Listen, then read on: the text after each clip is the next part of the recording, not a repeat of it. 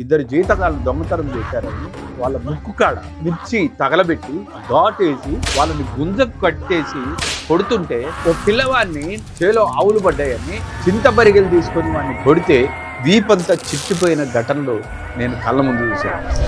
ఆ రెండు ఘటనల తర్వాత మా అన్నలు వచ్చారు సార్. ఆ పెద్ద దాన్ని బండి రోజు గట్టి కోసిపోయారు. ఆ రోజు దీపావళి పండుగ అస్సలు ప్రజలు ఆనందంగా దీపావళి చేసుకున్నారంటే ఆ రోజు.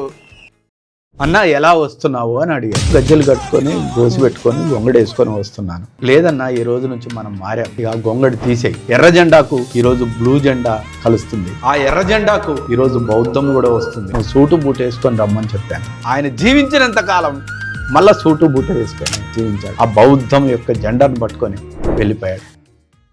ఈ 10 సంవత్సరాల కాలంలో మనువాదం ఎంత పెరగాలనో అంత పెరిగింది. దాన్ని ఎట్లా వాడుకోవాలనో అంత వాడుకునే స్థాయికి వెళ్ళిపోయింది. ఎంత స్థాయికి వెళ్ళిపోయిందంటే వాడు రేపు చేసేవాడు కూడా జై శ్రీరామ్ అని రేపు చేయాల్సిన పరిస్థితికి వచ్చింది ఈరోజు. మా నాన్న మా చెల్లెళ్ళను నన్ను ఎత్తుకొని బట్టల మూత ఎత్తుకొని ఇల్లు డోర్ కొట్టాడు.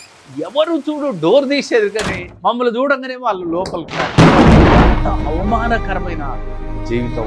ఆ ఊరు నాదట్టయింది. ఆ ఊర్లోకి రానియరు నన్ను కదా, ఆ ఊర్లో తిరగనియరు కదా, ఆ ఊర్లో తలెత్తుకొనివ్వరు కదా, ఆ ఊర్లో పడిగిపోనివ్వరు కదా.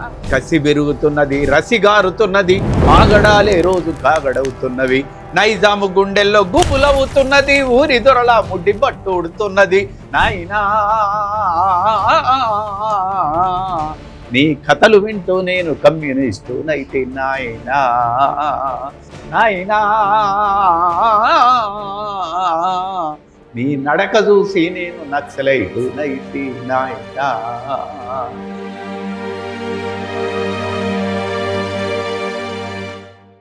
ఫ్రెండ్స్, తెలంగాణ ప్రజాకవి జయరాజ్ గారితో ఎప్పటి నుంచో చేయాలి అనుకుంటున్న పాడ్కాస్ట్ ఇప్పటికి సాధ్యమైంది. నేను ఈ పాడ్కాస్ట్ చేస్తున్నప్పుడు ఆశ్చర్యపోయిన విషయం ఏంటంటే, విప్లవ గీతాలు రాసిన జయరాజ్ గారు వెంకటేశ్వర స్వామి పాటలు, యేసుక్రీస్తు పాటలు కూడా పాడడం, అండ్ ఆయన తన భావాలను ఎక్స్ప్రెస్ చేసిన తీరు నాకు చాలా నచ్చింది. సుమారు 3 గంటల రికార్డింగ్ టైం ఎలా అయిపోయిందో అసలు తెలియలేదు. నేను నా టీం ఈ పాడ్కాస్ట్ రికార్డింగ్ టైంని ఎంత ఎంజాయ్ చేశామో, ఎలాంటి భావోద్వేగాల్ని మేము అనుభవించామో డ్యామ్ ష్యూర్గా సేమ్ మీరు కూడా ఇది మొత్తం చూస్తే అదే ఎక్స్పీరియన్స్ చేస్తారు. కవి జయరాజ్ మిమ్మల్ని ఖచ్చితంగా వెంటాడతాడు. మేము చేస్తున్న ఈ పాడ్కాస్ట్ని మీరు ఇష్టపడుతున్నారు అని చెప్పి మీరు ఇస్తున్న వాచ్ టైం చెప్తుంది. కానీ చూస్తున్న చాలామంది మన ఛానల్ని సబ్స్క్రైబ్ చేయకుండానే చూస్తున్నారు. బహుశా మర్చిపోతున్నారేమో, అందుకే నేను గుర్తు చేస్తున్నాను. Please do subscribe. Let's watch it. నమస్తే జయరాజ్ గారు, ఎలా ఉన్నారు? సార్, నేను మీకంటే ముందు గద్దర్ గారితో ఒక మంచి ఇంటర్వ్యూ ఆర్ పాడ్కాస్ట్ అనుకోవచ్చు, ఆయన లైఫ్ గురించి చేశాను. తర్వాత గోరెటి వెంకన్న గారితో చేశాను. ఇప్పుడు ఇలా ఈ సందర్భంగా మిమ్మల్ని కలవడం చాలా చాలా ఆనందంగా ఉంది. తెలంగాణలో ఉద్యమకారులు పుట్టడానికి, మీలాంటి కవులు కళాకారులు పుట్టడానికి తెలంగాణ గ్రామీణ చరిత్ర ఆర్ నిజాంల చరిత్ర కానీ, దొరల పాలన, ఇవన్నీ కూడా తెలంగాణని పదే పదే గాయపరిచాయి. వాటి మీద మీరు చాలా రాశారు. వాటి చరిత్ర అనేది ఈ తరానికి పెద్దగా తెలియదు. ఒకప్పుడు తెలంగాణ గ్రామాలు ఎట్లా ఉండేవి? ఒక నిజాయితీ కలిగిన ఒక ఆడకూతురు బాగా చదువుకొని జర్నలిజాన్ని ఎన్నుకొని అనేక ఆటుపోట్లను తట్టుకొని ఒక సవాలుగా ఈరోజు నిలబడి ఒక మంచి పేరు తెచ్చుకున్న తులసి చంద్ లాంటి జర్నలిస్ట్. నేను ఎప్పటి నుంచో మిమ్మల్ని బాగా అభిమానిస్తాను. అలాంటి తులసి చంద్ ఈరోజు నన్ను ఇంటర్వ్యూ చేయటం ఏదైతుందో నేను చాలా గర్వంగా ఫీల్ అవుతున్నాను. Thank you so much sir. భావరీత్యా కూడా మీకు దగ్గరగా ఉంటాను నేను. కాబట్టి ఈ ఇంటర్వ్యూ చాలా గొప్ప ఇంటర్వ్యూ అవుతుంది అనేది, నన్ను ఇంటర్వ్యూ చేస్తున్నందుకు మీకు ప్రత్యేకంగా కృతజ్ఞతలు తెలియజేస్తున్నాను. ఏం లేదమ్మా, మీ జీవితమే నా జీవితం. ఇక్కడ కెమెరామెన్ కానీ వాళ్ళందరి జీవితాలు, మనం అందరం కూడా పేద వర్గాల నుంచి వచ్చిన వరంగల్ జిల్లా మానుకోట ప్రాంతంలో ఉండేవాడిని. మా నాన్న చాలా అజానుభావుడు, ఎత్తు చాలా మంచిగా ఉండేవాడు. కానీ మా నాన్న ఇప్పుడు రాత్రి ఇంటికాడ ఉండేవాడు కాదు, పగలు ఇంటికాడే ఉండేవాడు కాదు. భూమి ఉన్న దళిత కుటుంబమా మీది? భూమి లేదు, అసలు సెంటు భూమి లేదు. మొత్తం దొర దగ్గర జీతగాడుగా జీవించాడు. పాట రూపంలో చెప్పాలంటే, నాయనా నీ మట్టి కాళ్ళకు దండమే, ఓ నాయనా గురుకొయ్య గొట్టంగా నాగల్లు గట్టంగా సాలు ఇరువాలేసి ప్రాణాలు పెట్టంగా నెత్తురింకి నేల ఎర్రనాయేనేమో చెమట చుక్కలే ఊట చెలిమెలాయేనేమో ఆకలి తీరదు అవమానం ఉడగదు పనికి దగ్గ ఫలము ఏనాడు దొరకదు నాయనా నీ కంటిలో కన్నీటి చెలిమెలున్నాయేమి నాయనా నాయనా నీ కడుపులో ఆకలి మంటలారావేమి నాయనా గొర్రెల కొట్టం ఊర్చి బర్ల పెండ తీసి ఎడ్ల గిట్టలు గొట్టి గొడ్ల దారికి తెచ్చి ఆల మందలు కాసి పాలు పెరుగు తీసి దున్నపోతుకు అరక దున్నటాన్ని నేర్పి పసులు మనసులు కలిసి వ్యవసాయమును చేసి బురద పొలము నుండే భువ సృష్టించేవు నాయనా నీ ఊరేది పేరేది ఊరిలో గుడిసేది నాయనా నాయనా నీ చేనేది చెలకేది చెరు వెనక సెంటేది నాయనా చేను చూడాకుంటే పానమాగాదాయే అడవి పందులు వస్తే నిదుర పట్టాదాయే కంటి చూపును తీసి చేనె కొంచెగా నాటి మంచ పైన చేరి దంచి పాటలు పాడి నాయనా నువ్వు పాట పాడితే సేను పొట్టకొచ్చినది నాయనా నాయనా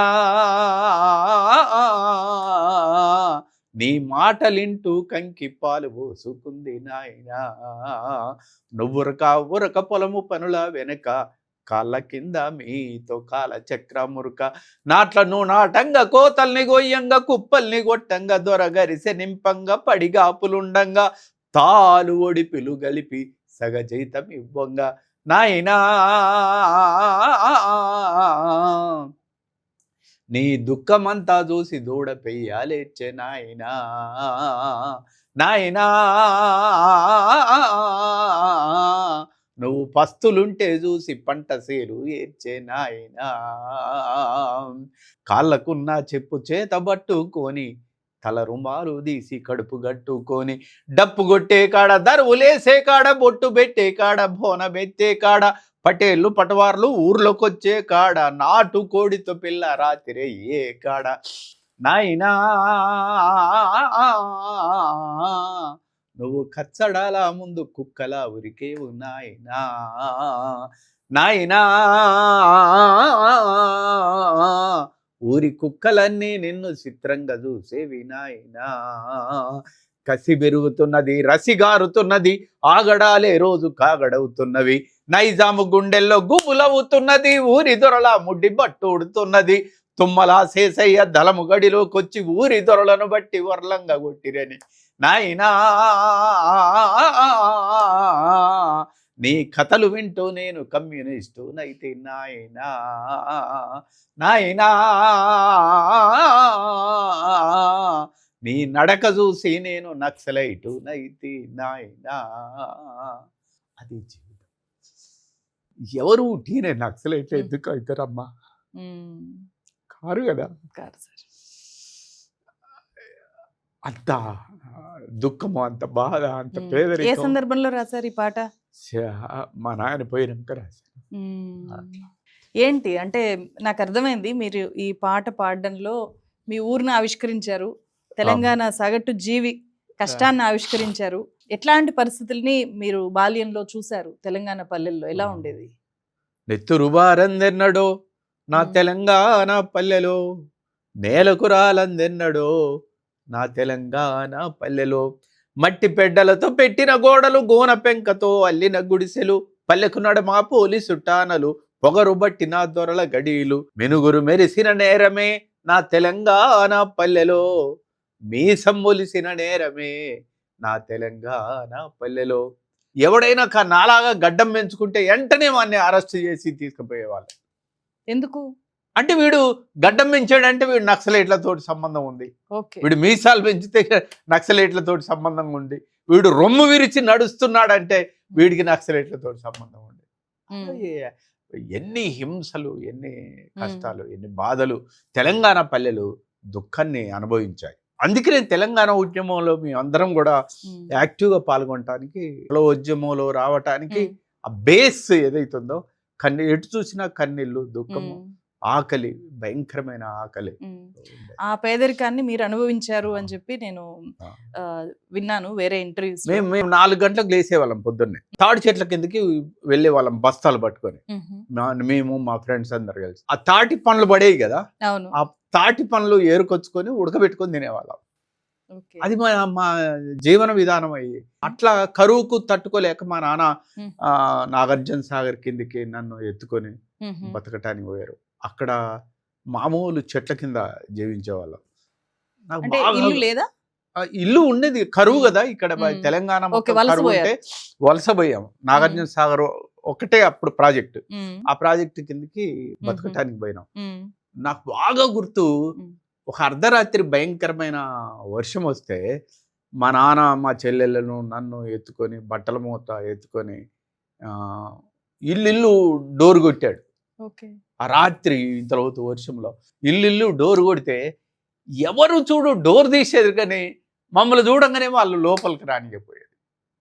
అంటే ఎంత అవమానకరమైన జీవితం. అంటే వాళ్ళకి మీరెవరో తెలుసా? తెలుసు, మీ క్యాస్ట్ తెలుసు. కాబట్టి అది నన్ను చాలా బాధ పెట్టింది. అంటే ఉన్నది ఊరి బయట దాని పేరే నామాలపేట, దాని పేరే నా మాదిగపేట, దాని కంటి నిండా దుఃఖం ఉన్నది, దాని కడుపు నిండా సొద ఉన్నది, దాని ఒంటికి బట్ట యాడున్నది, అది సిగ్గుతో ముడుచుకున్నది, ఉన్నది ఊరి బయట దాని పేరే నామాలపేట. వీళ్ళు తీసేవి రతనాల పంటలు, వీళ్ళు పొందేవి కూలి గింజలు, వీళ్ళు కట్టేవి నెంగిలో మేడలు, వీళ్ళు ఉండేవి పూరి గుడిసెలు. ఆకలెందరికో ఉంటది, వీళ్ళ అవమానం కుంగదీస్తుంది, వీళ్ళ పేరన్నా సక్కంగా పిలువరు, వీళ్ళు మనుషులన్నా సంగతెరుగరు. ఎంత జుగుత్సాకరమైన, వీళ్ళు నమ్మితే ప్రాణాలు పెడతారు, వీళ్ళ బలమునంతా ధారపోస్తారు, వీళ్ళు మంచితనానికి గుర్తులు, ఏ పూజకు నోచని పువ్వులు, ఉన్నది ఊరి బయట దాని పేరే నా మాదిగపేట. అసలు వీళ్ళకు ఊరు ఉండదమ్మా. మీరు ఈ దేశము నాది నాది అని అంటాం కదా, అసలు ఈ దేశంలో నా ఊరేది? ఆ ఊర్లో నా ఊరు పక్కనే గూడెం నాది, ఆ ఊరు నాదట్టయింది. ఆ ఊర్లోకి రానియరు నన్ను కదా, ఆ ఊర్లో తిరగనియరు కదా, ఆ ఊర్లో తలెత్తుకోనివ్వరు కదా, ఆ ఊర్లో బడికిపోనివ్వరు కదా, ఆ ఊరిని నాదని ఎట్లా చెప్పుకోవాలి? అలాంటి ఒక ఆ రోజు నుంచి ఈ రోజు వరకు కూడా ఇదే వివక్షత కొనసాగుతూ ఉంది. అలాంటి వివక్షత నేను బలంగా ఎదుర్కొన్నాను గ్రామాలలో. దొరతనం ఎదుర్కొన్నాను, ఆకలి ఎదుర్కొన్నాను, ఇవన్నీ కూడా చూసాను. ఓకే, ఇప్పుడు మీకు భూమి ఉందా? అంటే అప్పుడు ఫాదర్ సంపాదించింది ఏమీ లేదు, దొరల కింద పనిచేయడం మాత్రమే. వాళ్ళ ఇప్పుడు మీ ఫాదర్ ఉన్నారు, వాళ్ళ ఫాదర్ ఏం చేశారు? వాళ్ళ ఫాదర్ కూడా జీతగాడే. అసలు తరతరాలుగా వారసత్వంగా వచ్చింది కదా ఈ జీతం చేయటం, గొడ్ల గాయటం, ఇదంతా కూడా వచ్చింది. నేను ఒక్కనే, మా కుటుంబంలో నేను ఒక్కనే చదువుకున్నాను. నేను కూడా ఎక్కడ చదువుకున్నాను? హాస్టల్లో ఉండి చదువుకునేవాను. హాస్టల్లో ఎలాంటి పరిస్థితులు, చొట్టబడిన పెట్టెలన్నా, శనిగిన దుప్పట్లురన్నా, దుప్పట్లో నల్లులన్నా, గుమ్మంలో పందులన్నా, అమ్మ బాబో మన హాస్టల్ అన్నా, అలాంటి వాతావరణం మనకు కనపడతా ఉన్నది. ఎప్పుడైనా మా నాన్న ఇంటికి పోతే ఈవిడు బాగా చదువుకోవాలనే ప్రేమ ఉండేది ఆయనకు, కానీ ఇంటికి పోతే అన్నం లేకపోయేది. అసలు బువ్వ కోసమే మేము హాస్టల్లో ఉండేటోళ్ళం. కాబట్టి హాస్టల్ నుంచి ఇంటికి వచ్చేటప్పుడు మా నాన్న ఒకపాలి నన్ను బాగా కొట్టాడు, నువ్వు హాస్టల్ వదిలి రావద్దు అని. అది నాకు చాలా గుర్తుంది. అట్లా నేను హాస్టల్లో చదువుకొని ఉన్నాను. ఎంతవరకు చదువుకున్నారు? నేను చదువు అప్పుడు ఉద్యమాలలో ఉండేది కదా, ఏది పూర్తిగా చదవకపోయేది. 10th కష్టంగా 10th పాస్ అయ్యాను. తర్వాత ఇంటర్మీడియట్ పోలీసులు అరెస్టులు గొడవలు వాటిల్లో నేను రాయలేకపోయాను ఎగ్జామ్. ఇంటర్మీడియట్‌కే ఉద్యమాల్లోకి ఇంటర్మీడియట్‌కే వచ్చారా? చాలా యాక్టివ్. అవునా? బాగా ప్రదర్శనలు ఎక్కడ అప్పుడు వరంగల్లోనా? మహబూబాబాద్లో. మహబూబాబాద్. అప్పటికే నాకు మీద గద్దర్ ప్రభావం చాలా ఉండేది. గద్దర్ పాటలు అంటే సాహిత్యంలో ఇలాంటి పాటలు కూడా ఉంటాయా? నెత్తంత మాసింది రైకంత చినిగింది కొత్తది కొన నీకు పైసాలు లేవాయే కుంచి పెలుకలు గట్టి లచ్చువమ్మో లచ్చువమ్మ నువ్వు కూలికి పోయినావా లచ్చువమ్మో లచ్చువమ్మ. ఆ కుంచి పేలికలు గట్టే పదాలు ఏ అవుతున్నాయో నన్ను బాగా ప్రభావితం చేసాయి. దసరా పండుగ వచ్చే దమ్మిడి లేదాయే దీపావళి వచ్చే దీపాంత లేదాయే నీ బతుకంత శివరాత్రి లచ్చువమ్మో లచ్చువమ్మ నీ బతుకంత అమావాస లచ్చువమ్మో లచ్చువమ్మ. ఇలాంటి పాటలు ఓహో మేము పాడుకోవటానికి కూడా పాటలు ఉంటాయి, మేము రాయటానికి కూడా పాటలు ఉంటాయి అనే ఒక లైన్ ఏదైతుందో మాకు ఒక దిక్చూసేలాగా ఆ రోజు గద్దరన్న. ఈ సమస్యలకి ఒక పరిష్కారం కావాలి అని చెప్పి స్వరాష్ట్రం కావాలి అనే ఆకాంక్ష ఉండిందా? అంటే మీ చిన్న ఏజ్ లో అన్నల్లో కలిసిపోవడం, నక్సలైట్ ఉద్యమాన్ని తీసుకురావడం అది సమస్యలకు పరిష్కారం అని ఉండేదా? ఎట్లా ఉండేది ఆ రోజు? మేము ఆ రోజు నక్సలైట్ ఉద్యమమే పరిష్కారం అనుకున్నాం. రాష్ట్ర స్పృహ అనేది లేదు అసలు. అప్పుడు ఆ సోయి లేదు. విప్లవమే అన్నిటికీ పరిష్కారం అనే బలంగా మేము నమ్మేవాళ్ళం. అందుకనే విప్లవ ఉద్యమంలో మేము చేరేవాళ్ళం. అసలు వాళ్ళతోటి కలిసి నడుస్తున్నప్పుడు, వాళ్ళతోటి అడవికి వెళ్ళినప్పుడు, వాళ్ళతోటి ఆ దళాల మధ్య జీవిస్తున్నప్పుడు, వాళ్ళు రోజు వారి ఊరంతా అన్నము కూడి రకరకాల కూరలన్నీ ఒక సట్టిలో పోసి అందరం కలిసి తింటున్నప్పుడు ఆ అడవి మధ్యలో అస్సలు అది భలే ఆనందం ఉంటుందమ్మా. దాంట్లో అందరు కలిసి చదువుకుంటున్నప్పుడు, అందరు కలిసి కొత్త పుస్తకాలు వచ్చినప్పుడు, అందరం కలిసి పాటలు పాడుకుంటున్నప్పుడు, అందరం కలిసి జాయిగా ఆటలు ఆడుతున్నప్పుడు కలిగే ఆనందం.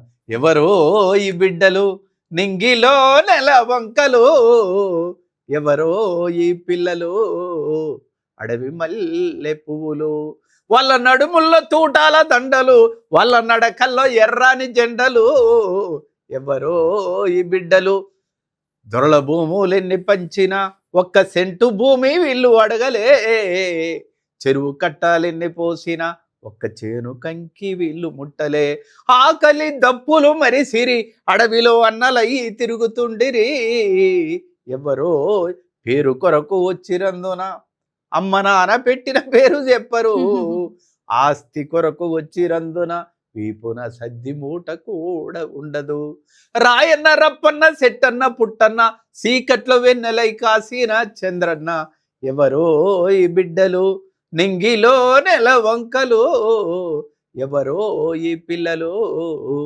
అడవి మల్లె పువ్వులు. ఎంత అపారమైన త్యాగాలు వాళ్ళ జీవితాలను చూసి అసలు ఏ కవి ప్రభావితం కాడు చెప్పండి. అట్లా వెళ్ళిపోవాలి అనుకున్నారా మీరు కూడా? విప్లవోద్యమంలో బాగా తిరిగేవాడిని నేను 8వ తరగతి నుంచే బాగా. ఏ సందర్భము? మా ఊర్లో గంధంపల్లి కొత్తపేట అని ఉండేది. నేను చదువుకోవటానికి మా అమ్మ పెంచుకోవటానికి వెళ్ళాను. ఆ కొత్తపేటలో పెత్తందారులు బాగా బయ్యారం చెరువు కింద ఉన్న భూములు మొత్తం, ట్రైబల్ భూములు మొత్తం కూడా ఆంధ్ర వాళ్ళ చేతుల్లోకి వెళ్ళిపోయాయి. అప్పుడు ఎమర్జెన్సీ రోజులు. రోడ్డుకు అవతల పోలీస్ స్టేషన్ ఉంది, రోడ్డు ఇవతల ఆ ఊరు పెత్తందారు ఉన్నాడు. ఎమర్జెన్సీ రోజులు. అసలు ఊర్లలో ఎలాంటి పరిస్థితి, మా మామయ్య వీళ్ళందరూ ఉండేది కదా, జీతానికి రాకుంటే వచ్చి పొయ్యి మీద ఉన్న కుండను ఒక తన్నుదనేవాడు. ఏరా ఇంతసేపు అయింది అనేవాళ్ళు. అసలు అంత భయంకరమైన పరిస్థితులు ఊర్లలో ఉండేవి. అలాంటి అంటే ఊరంతా దొరకింద పని అంటే పెత్తందారులు వాళ్ళ పెత్తనం ఆ విధంగా కొనసాగుతారు. ఊరంతానా లేకపోతే దళిత వాడలా? అంటే ప్రత్యేకంగా పేదల ఇండ్లు దళిత వాడలలో ఇలాంటిది ఎక్కువ జరుగుతుంది. బీసీలు కూడా ఏమి లేదు కదా, వాళ్ళకు కూడా ఏం లేదు, వాళ్ళు వీళ్ళతో కలిసే ఉండేవాళ్ళు. నేను ఒక ఇన్సిడెంట్ ఊర్లో కొట్టంలో 2 జీతగాళ్ళు దొంగతనం చేశారని వాళ్ళ ముక్కు కాడ మిర్చి తగలబెట్టి ఆ ఘాటు వేసి వాళ్ళని గుంజకు కట్టేసి కొడుతుంటే నేను కల్లారా చూశాను. ఓ పిల్లవాడిని చేలో ఆవులు పడ్డాయని చింతబరిగెలు తీసుకొని వాడిని కొడితే వీపంతా చిట్లిపోయిన ఘటనలు నేను కళ్ళ ముందు చూశాను. ఆ 2 ఘటనల తర్వాత అన్నలు వచ్చి ఆ పెత్తందారిని బండి రోదం కట్టి కోసిపోయారు, చంపేసిపోయారు మా ఊర్లో. ఆ రోజు దీపావళి పండగ. అస్సలు ప్రజలు ఎంత ఆనందంగా దీపావళి చేసుకున్నారంటే ఆ రోజు. అలా నక్సలైట్ ఉద్యమం యొక్క ప్రభావం మా మీద చాలా బలంగా. మీకు అన్నలు హీరోలాగా హీరోలే. దొరన్న గడ్డ వెంకటరామయ్య అంటే ఓ పెద్ద హీరో, చాలా పొట్టివాడు, చాలా తుపాకీ పట్టుకొని తిరిగేవాడు.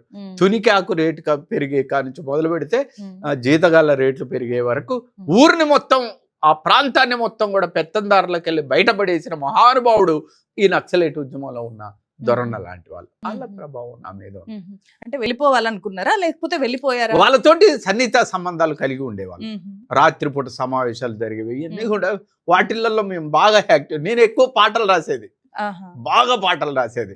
అసలు ఈ కొండ కోనల్లో ఈ అడవి గుండెల్లో మన ఆశయాలు పదును బట్టే పాట పాడు, మన అలుపు సలుపులు ఎగిరిపోయే ఆటలాడు, చెట్టు పుట్ట కొండ కోన అమ్మా నాన్నలు, కోయా వాళ్ళ గుంపులన్నీ అన్నాదమ్ములు, ఈ జనక పిల్లలు మన కోసం పాలు పొదిగెరా, ఈ జనక పిల్లలు మన కోసం పాలు పొదిగెరా, మన కడుపు చూసి అల్లా నేరేడు పళ్ళు గాసెరా, దారి పొడుగున కావావా సెంట్రీ కాస్తది, ఈ కుక్క పిల్ల అన్నల బాట విడువనంటది, నువ్వు గన్ను పడితే ఉడుము నీకు అండాగుంటది, నువ్వు కన్ను మూస్తే ఆకాశానికే చిల్లు పడుతుంది.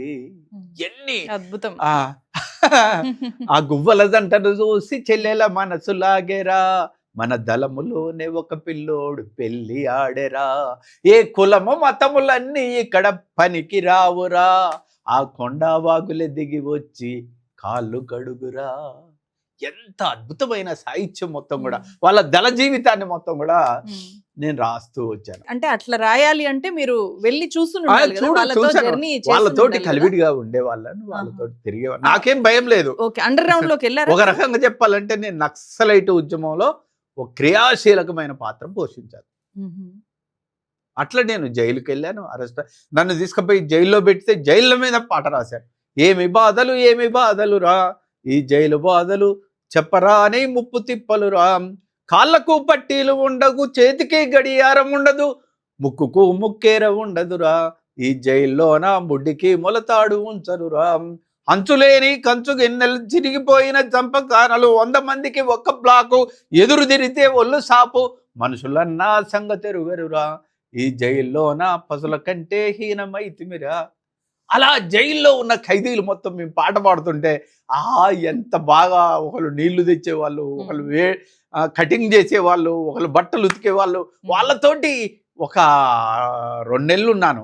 అస్సలు ఆ ఆనందం, ఆత్మీయత, ప్రేమ, అందులో ఉన్న వాళ్ళందరి పేదోళ్ళమ్మ. డబ్బున్న వాడేవాడు జైలుకు పోడు, డబ్బున్న వాడికి ఎవడికి శిక్ష పడదు, డబ్బున్న వాడేవాడికి ఉండడు.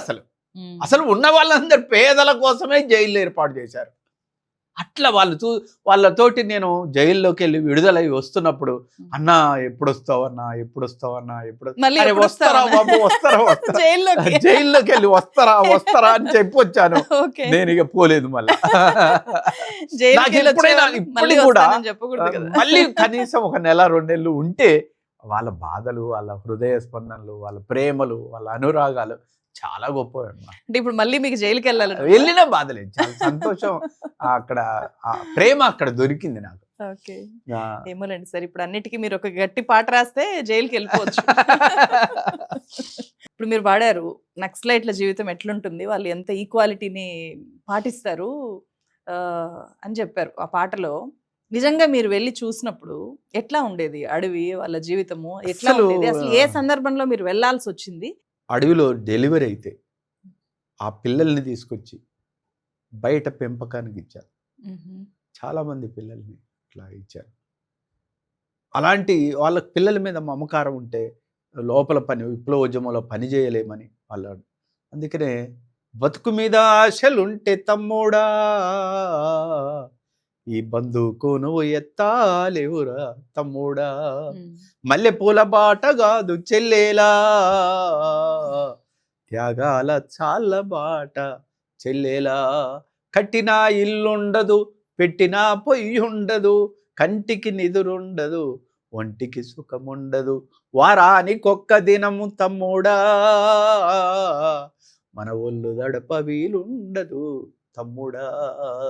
కడుపు పండిన చెల్లె నర్రెంగ చెట్టు కింద పురిటి నొప్పులు పడుతూ పండంటి బిడ్డ పుడితే గుండెరాయి చేసుకొని చెల్లెలా గా గూడె పోల్ల కొదిలినాది చెల్లెలా. ఇలాంటి నిజమా అది? అంటే అట్లాంటి సందర్భాలు నిజమే. ఇప్పుడు నేను అడవిలో ఉండే వాళ్ళకి నేను నిజం కాకుంటే ఎందుకు అలా కాదు, నేను అది కాదు, నిజంగానే ఇప్పుడు అక్కడ ఉండి ప్రెగ్నెన్సీ వస్తే నేను విన్నది ఏంటంటే అలాంటి వాళ్ళని ప్రెగ్నెంట్ ఉమెన్ని బయట ఉండే వాళ్ళ దగ్గరికి కొన్ని రోజులు పంపించి డెలివరీ చేయించి వాళ్ళ బంధువుల దగ్గరికి ఇచ్చేస్తారు అని చెప్పి, ఇట్లాంటి ఒక ఎగ్జాంపుల్ ఉందా? దాన్ని కొంచెం డీటెయిల్డ్ గా చెప్పగలుగుతారా? అంటే ఇలా చేస్తారు వాళ్ళు, డెలివరీ లోపల కూడా అవుతారు, అయినప్పుడు అక్కడే చెట్ల కిందనే అవుతారు, ఆ పిల్లల్ని బయట ఇచ్చేస్తూ ఉంటారు. అట్లాంటి త్యాగాలు చాలా నన్ను కదిలించాయి. వాళ్ళ దినచర్య ఎలా ఉంటుంది సార్? అడవిలో ఉండే దళాలు మొత్తం కూడా ఎక్కడ కూడా ఒక 2 గంటలు నిద్రపోవు, 5-6 ప్రాంతాలు మారుతా ఉంటారు రాత్రిపూట కూడా, నైట్ కూడా, రాత్రి కూడా సెంట్రీ కాస్తూ ఉంటారు, మారుతూ ఉంటారు. గ్రామానికి కొంచెం దూరంలో ఉంటారు, ఆ గ్రామస్తులే అన్నం తీసుకొచ్చి పెడతా ఉంటారు, వాగులు వంకలు చెట్లు. అది ఒక మంచి జీవితం అమ్మా. దాన్ని ఒక రకంగా మనం ఇక్కడికి వచ్చి ఏదో ఉన్నతంగా బతుకుతున్నాం అనుకుంటున్నాం, కానీ నిస్వార్థంగా ప్రజల కోసం కష్టపడటంలో ఒక స్వచ్ఛత ఉంటుంది చూసారా, అది నాకు అక్కడ ఆగపడ్డది. వాళ్ళ ఆశయాల్ని నేను పూర్తిగా బలపరచకపోవచ్చు, వాళ్ళ ఆయుధాలని నేను బలపరచకపోవచ్చు, వాళ్ళ విధానాలని నేను బలపరచకపోవచ్చు, వాళ్ళ త్యాగాన్ని మాత్రం నేను కొనియాడాను. అట్లా నేను వాళ్ళ కోసమే నేను ఆ నక్సలైట్ ఉద్యమం బలపరచడం కోసమే నేను సింగరేణిలో చిన్న జాబ్ వచ్చింది. వచ్చినప్పుడు ఒకవైపు వీళ్ళకి పాటలు రాస్తూ ప్రదర్శన, నేను ఒక గుండ్రాతిమ్మడి అని ఒక ఊరు ఉంది, ఆ ఊరులో రాత్రి ప్రదర్శన ఇచ్చి తార్ రోడ్డు మీదనే పడుకున్నాం. పడుకున్న వరకే తెల్లారే వరకే అప్పటికే నాకు పెళ్ళి అయింది. ఈ అమ్మాయి చిన్న ఉత్తరం పట్టుకొని వచ్చింది. ఉత్తరం పట్టుకొస్తే అప్పుడు ఆ ఉత్తరాన్ని చూసి మేము అడిగాం, లోపల అడిగిన తర్వాత ఉద్యోగం చేస్తే మంచిదా చేయకుంటే మంచిదా అంటే, సింగరేణిలో కార్మిక ఉద్యమం కూడా మనకు అవసరం కాబట్టి ఉద్యోగం చెయ్యి అంటే, ఆ ఉద్యమం కోసం నేను సింగరేణిలో అప్పుడు ఆ ఉత్తరం పట్టుకొని, నాకు ఆ డబ్బులు లేవు, సింగరేణి ట్రైన్ ఎక్కాను. ట్రైన్ ఎక్కితే తీరా కొత్తగూడెం పోయేవారికే వాడు టీసీ పట్టుకున్నాడు. టీసీ పట్టుకొని నాకు ఆ టికెట్ లేదు, ఎగ్జామ్కి అటెండ్ కావాలి, వాడు ఆ సర్టిఫికెట్లు మొత్తం పట్టాల మీద ఇసిరి కొట్టాడు. ఇసిరి కొడితే ఆ ఒక్కొక్క కాగితం ఏరుకొని అది సంకలు పెట్టుకొని ఎగ్జామ్కి అటెండ్ అయితే నాకు రాయగానే ఉద్యోగం వచ్చింది. అట్లా సింగరేణి కార్మికుడిగా నేను కొత్తగూడెం ట్రాన్స్ఫర్ కావడం అనేది జరిగింది. కొత్తగూడెం ఏంటంటే డిఫరెంట్ ప్రాంతాల నుంచి వచ్చేవాళ్ళు. మీరు వరంగల్ నుంచి అట్లా కొత్తగూడెం వెళ్ళారు. డిఫరెంట్ ప్రాంతాల నుంచి అక్కడికి కార్మికులు వచ్చేవారు. కార్మికులందరూ కలిసి పనిచేసేవాళ్ళు, కార్మికులందరూ శ్రమ పడేవాళ్ళు, వాళ్ళ కులాలు ఉండకపోయేది, పెద్ద మతాలు ఇట్లాంటివి ఉండకపోయేవి. వాళ్ళందరూ కూడా కలిసి తినటం, కలిసి జీవించటం. గర్మి గులాయిలో 10 కిలోమీటర్లు వెళ్లాల్సి వస్తుంది లోపల, భూమి లోపల కూడా బొగ్గు కోసం. అక్కడ వెళ్ళి చేసుకోండి, బొగ్గు తీసుకుంటా. అదే నాకు ఈ సింగరేణి గురించి కూడా మీ నుంచి చాలా విషయాలు తెలుసుకోవాలని ఉంది. ఇప్పుడు చాలా టెక్నాలజీ పెరిగింది, చాలా అయినా సరే మనం చాలా యాక్సిడెంట్స్ చూస్తుంటాం, చాలా మంది చనిపోవడాన్ని చూస్తుంటాము. అట్లాంటిది మీరు పనిచేసిన మీ ఎర్లీ డేస్లో అంటే చాలా టఫ్గా ఉంటుంది కదా, అప్పుడు పరిస్థితులు ఎట్లా ఉండేవి? అప్పుడు అమ్మమ్మ సింగరేణి, అమ్మ సింగరేణి, సల్లంగా చూడవే తల్లి సింగరేణి, అమ్మ సింగరేణి, మా తల్లి సింగరేణి, అవ్వ సింగరేణి, మా బువ్వ సింగరేణి, నువ్వు కాలు పెడితే రైలు బండి ముందు కురుకును, నువ్వు కాలుతుంటే కరెంటు వెలుగులయ్యను, నీ చెమటతోటే చలవరాతి మేడలాయను, నేనెత్తురంత మిల్లులకు సత్తువాయను. అమ్మ సింగరేణి మా తల్లి సింగరేణి, అవ్వ సింగరేణి మా బువ్వ సింగరేణి. అలా కార్మికులందరం సైకిల్ వేసుకొని కొన్ని వేల అసలు అది ఒక పెద్ద భలే ఉంటది. రుద్రంపూరు, రామవరము, 5 ఇంక్లేను, 7 ఇంక్లేను, 9 ఇంక్లేను అని ఈ బావులు ఉంటాయి. ఈ బావులకు అందరికీ కొత్తగూడెం నుంచి వేల మంది సైకిల్ వేసుకొని పొద్దున్నే డ్యూటీకి వెళ్ళే వాళ్ళం. అక్కడ కార్మికులతోటి కలవటం, మాట్లాడటం, పాటలు పాడటం, వాళ్ళతోటి మమేకమై జీవించటం. అప్పటికే ఒక ఒక ఒక సింగరేణిలో పెద్ద లీడరు మనుభూతుల కుమరయ్య గారు ఉండేవాళ్ళు. అప్పుడు ఆయన యూనియన్ ఉండేది. నేను అక్కడ ఎంటర్ అయిన తర్వాత ఒక మంచి కార్మికుడిగా పేరు తెచ్చుకున్నాను. ఈయన బాగా పనిచేస్తాడు.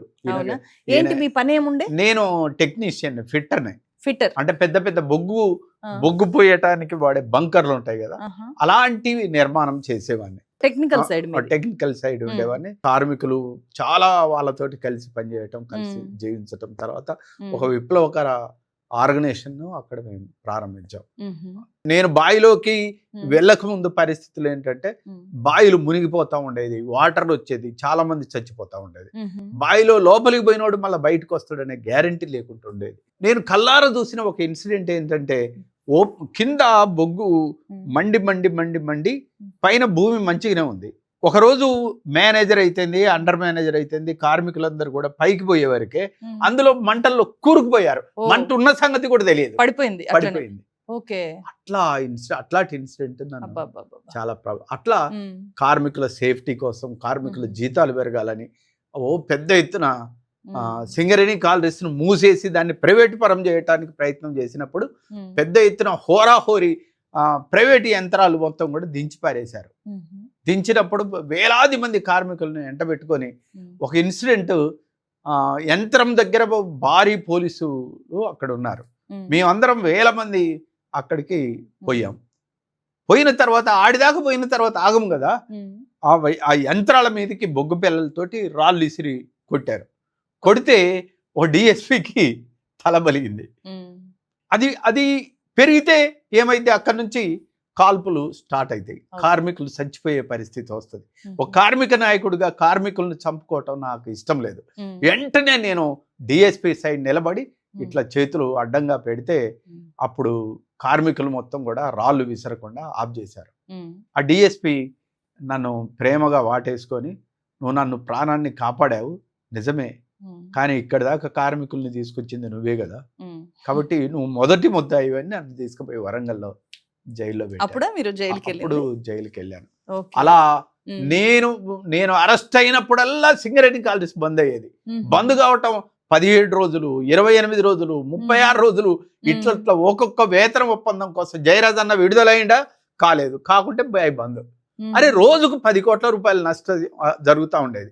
అలాంటి టైంలోనే పోలీసులు అయితేంది, కలెక్టర్ అయితేంది, సింగరేణి కాలరీస్ యాజమాన్యం అయితేంది, వీడేమన్నా డబ్బులకు లొంగుతాడా అని మా ఇంటికి వచ్చి మా మిస్సెస్ని, అమ్మ మీరు వెళ్ళిపోండి ఈ డబ్బు తీసుకొని, మీరు ఎక్కడన్నా మంచిగా బతకండి, ఈ పూరి గుడిసెలో ఉండి ఈ రేపు సింగరేణిలో ఉండొద్దు అని ఉండొద్దు, వీడు వెళ్ళిపోతే గొడవలు లేకుండా పోద్ది, ఈ లాస్ లేకుండా ఉంటది కదా అనే ఉద్దేశంతో ఈ రేకుల షెడ్లో ఈ జీవితమే ఏంటమ్మా అన్నప్పుడు నా భార్య పిల్లల్ని ఎత్తుకొని బయటికి రోడ్డు మీద కురుకొచ్చి, నాకు ఇట్లాంటివి చేస్తే ఏంటి డబ్బులు ఇచ్చారంట, ఇలాంటివి చేస్తే నా భార్య నా భర్తను విడుదల చేయండి, వదిలిపెట్టండి, మా బతుకు మేము బతుకుతాం, కానీ మీరు ఇట్లాంటివి చేస్తే నేను ఇంట్లో ఉండనని బయటకు ఉరికొచ్చింది.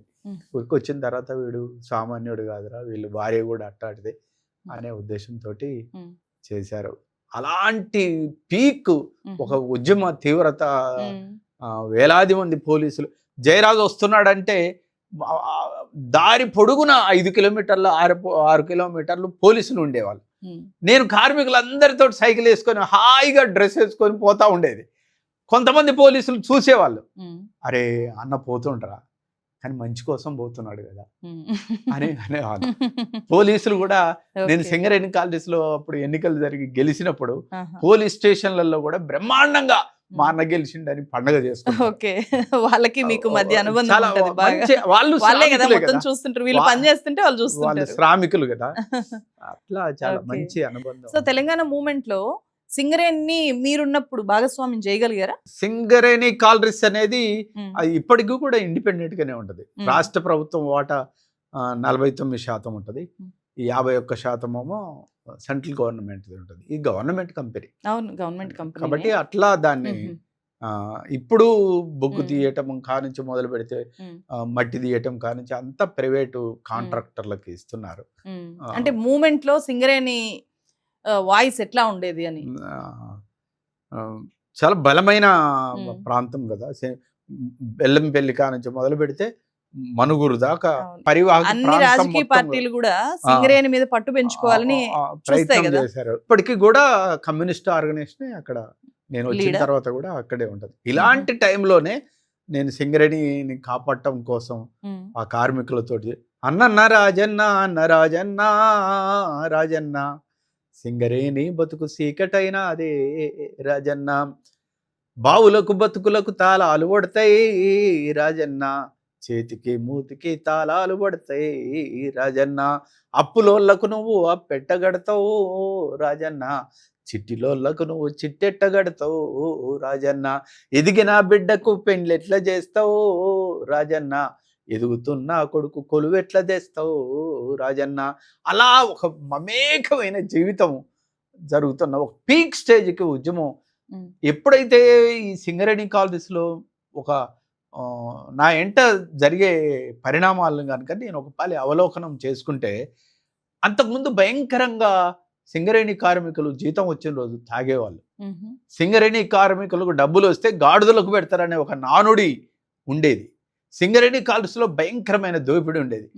అరే మా ఆర్గనైజేషన్ స్టార్ట్ అయిన తర్వాత అలాంటి వాళ్ళల్లో కూడా పొదుపు పెరిగింది, జీతాన్ని చాలా చక్కగా ఇంటికి తీసుకువెళ్ళే వాళ్ళు పెరిగారు, బిడ్డల పెళ్ళిళ్ళు చేసుకున్నారు, పిల్లల్ని చదివించారు.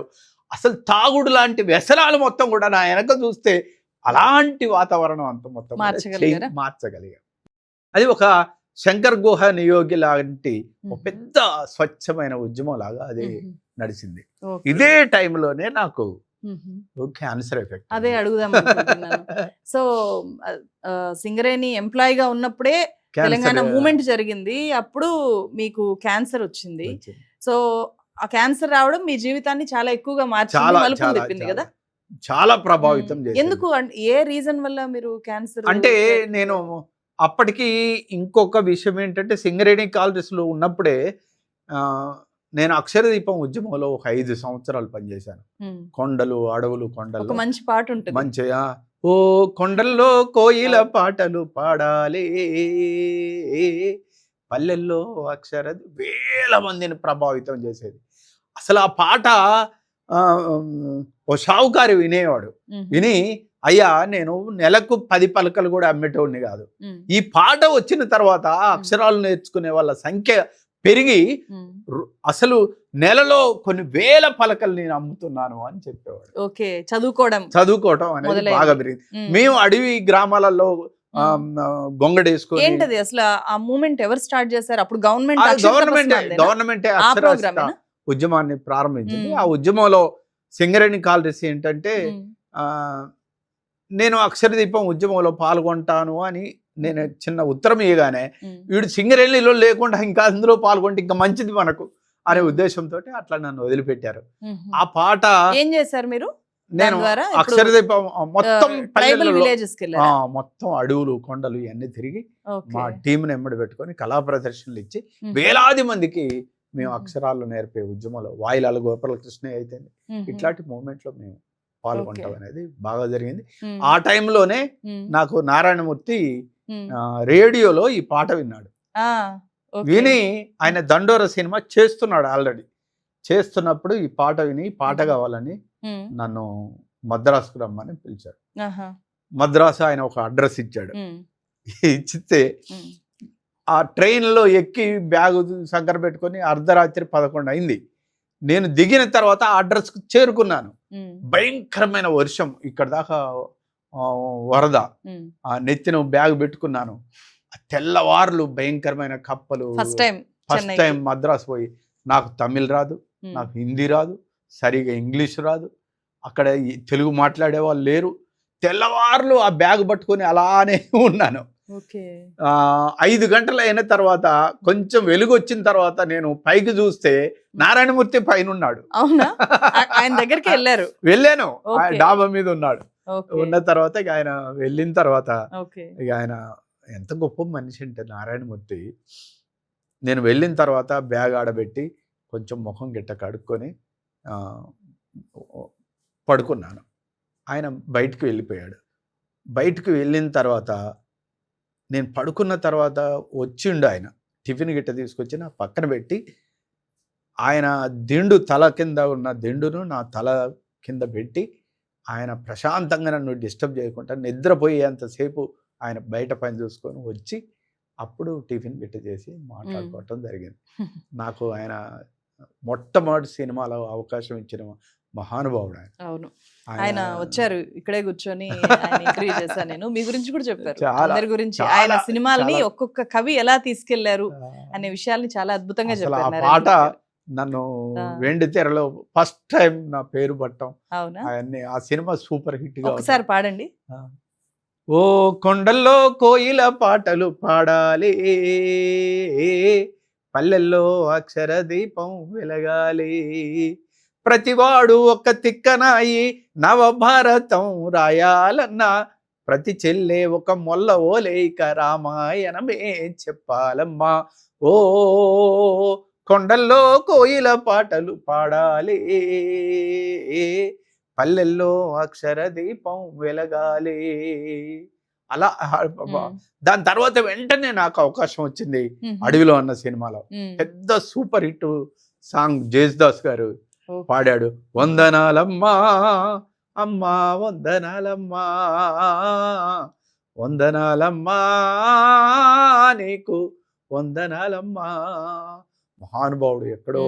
అది పెద్ద సూపర్ హిట్ అయింది. అలా నేను సినిమాల రంగంలో ఒక 25 సినిమాల దాకా మంచి మంచి పాటలు రాసే అవకాశం 25 సినిమాల దాదాపు నారాయణమూర్తి గారు వీళ్ళందరూ కూడా ఇచ్చారు. ఇప్పుడు రాస్తున్నారా? ఇప్పుడు రాయట్లేదు. చాలా. ఏది లాస్ట్ రాసిన సినిమా పాట ఏది? లాస్ట్ కు చాలా ఇక నారాయణమూర్తికే రాశాను. అన్ని నారాయణమూర్తి గారు, ఎక్కువగా నారాయణమూర్తి రాశాను. అట్లా తర్వాత ఈ లోపు నాకు అదే టైంలో నా క్యాన్సర్ ఎఫెక్ట్ అయింది. నిమ్స్ కు వచ్చాను. నిమ్స్ లో నాకు ఇక్కడ నుంచి ఇక్కడ దాకా పోసేశారు. దాదాపు 40-50 ప్రోస్టేట్ అంటే ప్యాంక్రియాస్ లో గడ్డలు వచ్చాయి. అవి ఆ గడ్డలు ఇక్కడ నిమ్స్ లో బీరప్ప సార్ అని ఉండే, చాలా మహానుభావుడు ఆయన. గద్దర్కు తూటాలు తీసిన అందే ఆయనే. గూడంజయ్యకు పెద్ద కంతి లాంటి తీసింది ఆయనే. నాలాంటి వాళ్ళకు ఆపరేషన్లు చేసి బతికిచ్చింది ఆయనే. మహానుభావుడు ఆయన. ఆపరేషన్ చేసి కొంచెం కష్టం, 2 నెలల కంటే ఎక్కువ బతకడు అనే టైంలో అనే చెప్పే టైంలో అప్పుడు నేను ఈ 2 నెలల టైంలో నేనేం చేయాలి అనుకునే టైంలో ఎన్లూరి చెన్నయ్య రాసిన అంబేద్కర్ జీవిత చరిత్ర దినచర్య అనే ఒక పుస్తకం 20 పేజీలే ఉంటది. దినచర్య ఆ పుస్తకం తీసుకొచ్చుకొని అది చదివాను. అరే నేను భూములు పంచాలి అని కొట్లాడింది నక్సలైట్ ఉద్యమంలో. నేను ఓ స్వేచ్ఛ సమానత్వం కావాలనుకొని కొట్లాడింది. నేను అంటరానితనం పోవాలని కొట్లాడింది. అదంతా కూడా బాబాసాహెబ్ అంబేద్కర్ని చదువుతుంటే అరే నా పక్కన నేను మార్క్స్ పెట్టుకొని నేను ఎక్కడనో యూరప్లో పుట్టిన మార్క్స్ గురించి రాస్తూ వచ్చాను అనే ఉద్దేశం. అప్పుడు నేను అంబేద్కర్ని చదివాను. అప్పటిదాకా పుస్తకాలు చదవాలి.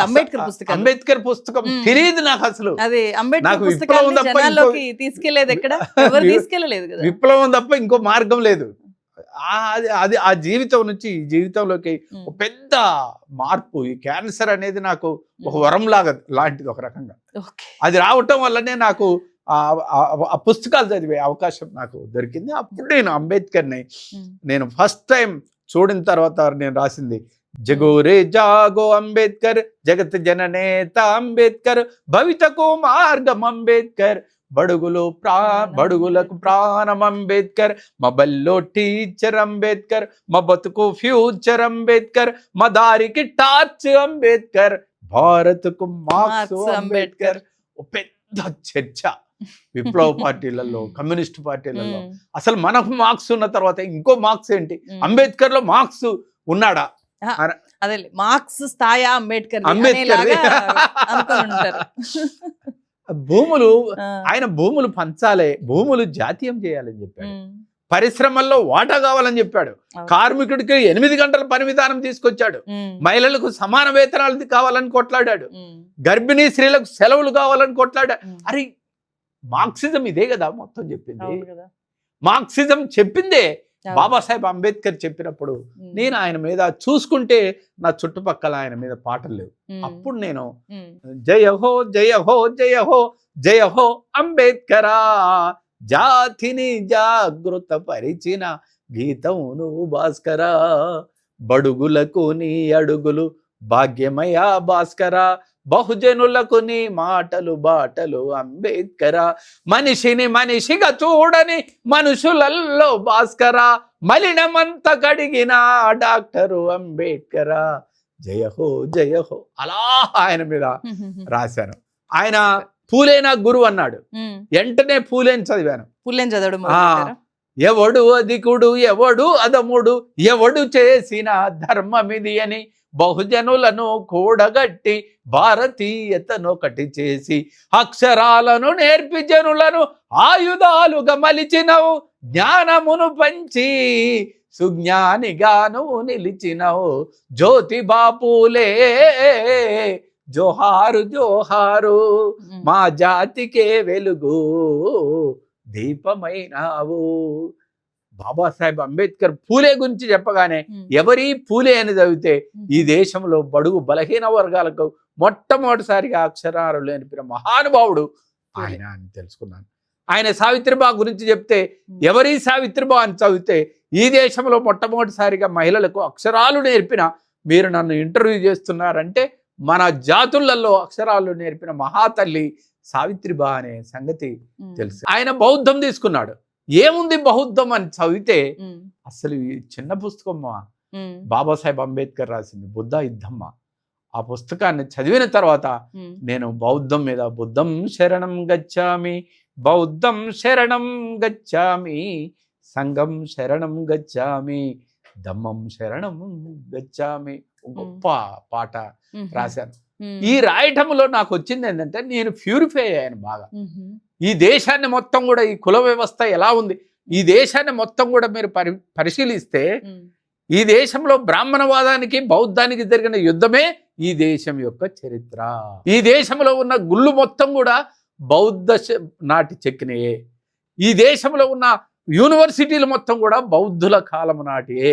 ఎప్పుడైతే బ్రాహ్మణిజం ముందుకొచ్చిందో తక్షశిల, నలంద విశ్వవిద్యాలయాలను మొత్తం కూడా తగలబెట్టేశారు. ఎంత విజ్ఞానాన్ని తగలబెట్టేశారు. ఆయన రాహుల్ సంస్కృతి అని ఈ దేశంలో పుస్తకాలు లేకుంటే యూనివర్సిటీలు మొత్తం కూడా తగలబెడితే ఆయన టిబెట్కు పోయి గాడుదల మీద పుస్తకాలు తెచ్చుకొని బౌద్ధం గురించి రాశాడు. ఎంత అజ్ఞానం! బౌద్ధ ఆరామాలను మొత్తం కూడా నాశనం చేశారు. బౌద్ధులు అగపడితే వాళ్ళని మొత్తం తలలు నరికేశారు. బౌద్ధంలో ఒకటి ఉంటుంది, వాడు నిన్ను ద్వేషించినా వీళ్ళు మాత్రం అతన్ని ప్రేమిస్తాడు, వాళ్ళు కొట్టినా వీడు దెబ్బలు పడతాడు తప్ప అవతల వాడిని ఏమన్నాడు. అవసరమైతే వాడికి వాడు తగలబడతాడు కానీ ఇతరులకు మాత్రం హాని చేయడు. అపారమైన అహింస పద్ధతి ఏదైతుందో వాళ్ళు పాటించారు. అలాంటి బౌద్ధుల్ని ఈ దేశంలో ఊచకొత్త పోశారు, నాశనం చేశారు. బౌద్ధ ఆరామాలని మొత్తం కూడా ధ్వంసం చేశారు. బౌద్ధ విశ్వవిద్యాలయాలను మొత్తం కూడా నాశనం చేశాడు. మీకేమనిపిస్తుంది అంటే బుద్ధిజం మన దేశంలో పెరుగుతుంది అనిపిస్తుందా? పెరగచ్చా? భవిష్యత్ తరాలు ఎట్లా చూస్తాయి? ఆ స్ప్రెడ్ అవుతుందా? ఏం గమనిస్తున్నారు మీరు? మీరు కట్టుకథలతోటి అబద్ధాలతోటి ఎంతో కాలం రాజ్యం వెళ్ళాడు. ఈ 10 సంవత్సరాల కాలం మీరు చూశారు. ఈ 10 సంవత్సరాల కాలంలో మనువాదం ఎంత పెరగాలనో అంత పెరిగింది. దాన్ని ఎట్లా వాడుకోవాలనో అంత వాడుకునే స్థాయికి వెళ్ళిపోయింది. ఎంత స్థాయికి వెళ్ళిపోయిందంటే వాడు రేపు చేసేవాడు కూడా జై శ్రీరామ్ అని రేపు చేయాల్సిన పరిస్థితికి వచ్చింది ఈరోజు పరిస్థితి.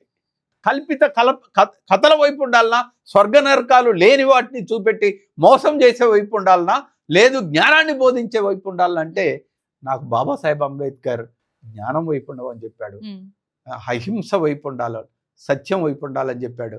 నేను అందుకనే ఈ జెండా పట్టుకొని నేను ఈ జెండాకు ఈ 10 సంవత్సరాల కాలంలో పెను ప్రమాదం వచ్చింది. ఈ జెండాను లేకుండా చేయాలని ఈ దేశంలో ఉన్న పాలకులే చేస్తున్నారు. ఈ రాజ్యాంగాన్ని మొత్తం కూడా మార్చాలని చూస్తున్నారు. ఈ దేశం పేరును కూడా తీసివేయాలని చూస్తున్నారు. ఇలాంటి టైంలో నేను ఈ జెండా పట్టుకొని, భారత రాజ్యాంగం పట్టుకొని నేను తెలంగాణ మొత్తం తిరిగి రావటం అనేది జరిగింది. ఓకే, ఏం ప్రమాదం? ఏం ప్రమాదం అంటే ఈ దేశానికి రాజ్యాంగం రాకముందు ఇంకో రాజ్యాంగం ఉంది. అది మనవాద రాజ్యాంగం. అది ఆ రాజ్యాంగం ఏం చేసింది? స్త్రీలను చదువుకొనియలేదు. ఎవడైనా చదివితే ఎవడైనా వేదాలు వింటే వాళ్ళని చెవుల్లో సీసాలు పోశారు. ఎవడైనా వేదం చదివితే వాని నాలుకలు కోసేశారు కదా. మనకంటే ముందు చదువుకున్నారు వాళ్ళు కదా. మనకంటే ముందు చదువుకున్నోడు చేయాల్సిన పనేంటి? 4 జ్ఞానమైన అక్షరాలు నేర్పాలి కదా. కొందరే అరే చదువు అందరికీ అవ్వాలి కదా, దేవుడు అందరికీ సమానంగా ఉండాలి కదా. కానీ మనకంటే ముందు చదువుకున్న వాళ్ళు కొందరు మాత్రమే పూజకు అర్హులు, కొందరు మాత్రమే చదువుకోవాలి. స్త్రీ స్వాతంత్ర మరతి, స్త్రీలు చదువుకోకూడదు, స్త్రీ చదువుకుంటే వాళ్ళు పురుషాధిక్యతను వ్యతిరేకిస్తారు అని ఇలాంటి విధానాలను మొత్తం కూడా బాబాసాహెబ్ అంబేద్కర్ కంటే ముందు చదివిన వాళ్ళు తీసుకొచ్చారు.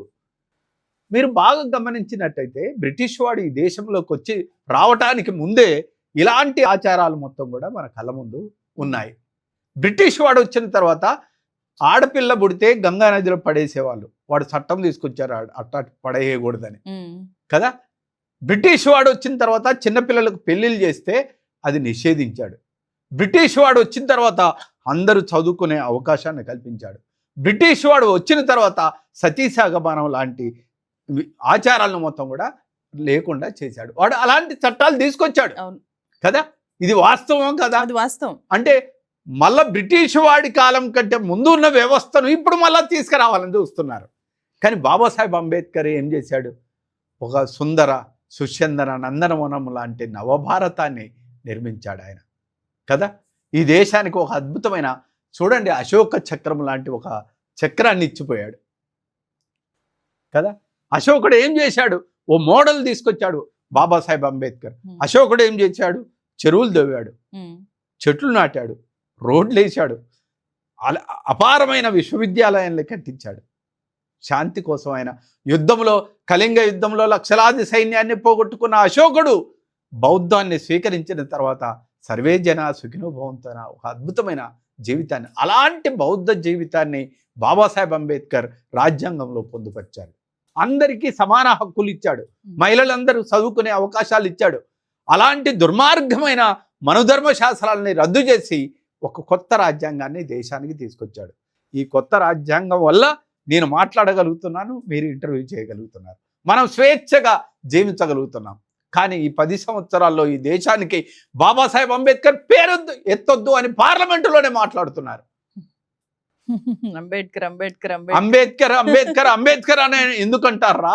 మీరు ఏ భగవంతుడి పేరులో చెప్పండి అని అంటున్నారు కదా. ఈ దేశానికి అట్టడుగు వర్గాలలో పుట్టి చదివి ప్రపంచంలో అత్యున్నతమైన చదువు చదివి అపారమైన నైతిక విలువలు కలిగి ఒక అపారమైన మేధావి ఈ దేశంలో పుట్టి ఒక జాతీయ జెండాను తీసుకొచ్చి, ఒక రాజ్యాంగాన్ని తీసుకొచ్చి, ఒక విచ్చలవిడిగా రాజ్యాలుగా ఉన్న ఈ రాజ్యాంగ వ్యవస్థలోకి తీసుకొచ్చి దీనికి ఒక భారతదేశం అని పేరు పెట్టిన మహానుభావుణ్ణి ఆయన పేరెత్తొద్దంటే నేను ఎంత బాధపడతాను. ఆయన వల్ల కదా మనం చదువుకుంది. ఆయన తీసుకొచ్చిన జెండాను కాదంటే నేను ఎంత బాధపడతాను. ఆయన తీసుకొచ్చిన రాజ్యాంగాన్ని మన కళ్ళ ముందే చించి వేస్తుంటే నేను ఎంత బాధపడతాను. కానీ ఇవేవి మేము చేయట్లేదని చెప్తారు. చేస్తున్నారు కదా. పార్లమెంట్లో రాజ్యాంగాన్ని కూడా మేమేమి రద్దు చేయము, మార్చము అని చెప్తున్నారు. అసలు బాబాసాహెబ్ అంబేద్కర్ పేరెత్తొద్దు అని చెప్పడం అంటే ఏంటి కదా. ఎప్పుడో పోయిన మనం ఆడవాళ్ళు మాట్లాడితే మీకెందుకమ్మా మాటలు అంటున్నారు కదా. అసలు ఎప్పుడైనా విన్నామా? ఆడపిల్లని, ఒక చిన్న పిల్లని ఎవడైనా రేప్ చేస్తే వాడు జైలుకు పోతే జైలుకి వెళ్ళి బయటకు వచ్చినోడికి పూలదండలు వేసి ఊరేగించటం అనేది ఎప్పుడైనా ఈ దేశంలో ఎప్పుడైనా చూసామా? ఈ 10 సంవత్సరాలలోనే చూస్తున్నాం.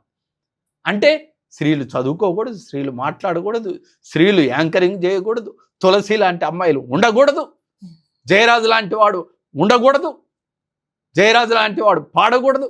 ఏంటిది? మళ్ళా అలాంటి దుర్మార్గమైన రాచరిక వ్యవస్థను తీసుకురావాలని ప్రయత్నం చేయటం ఏదైతుందో అది చాలా దుర్మార్గమైంది. మేము అందుకనే ఒక జాతీయ జెండా పట్టుకొని, రాజ్యాంగాన్ని పట్టుకొని ఈ తెలంగాణ ప్రాంతాన్ని మొత్తం తిరుగుతున్నాను. ఓకే, సో ఇప్పుడు మీరు సింగరేణి నుంచి రిటైర్ అయిన తర్వాత ఈ జాతీయ భావాలు లేకపోతే జాతీయ జెండా స్ఫూర్తిని, నేను బాబాసాహెబ్ అంబేద్కర్ ఎప్పుడైతే నేను చదివానో ఆ రోజు నుంచే రాజ్యాంగం పట్టుకొని, జాతీయ జెండా పట్టుకొని, బౌద్ధాన్ని వెంట పెట్టుకొని నేను తిరుగుతున్నాను. నేను తిరగటమే కాకుండా గద్దరన్న కూడా ఈ పాటలు మొత్తం ఆవిష్కరించడానికి గద్దరన్న నేను వచ్చాం. గద్దరన్న గెస్ట్గా వస్తున్నాడు. అన్న ఎలా వస్తున్నావు అని అడిగాను. అంటే నేను ఎందుకు తమ్ముడు గజ్జలు కట్టుకొని, గోసి పెట్టుకొని, గొంగడేసుకొని వస్తున్నాను.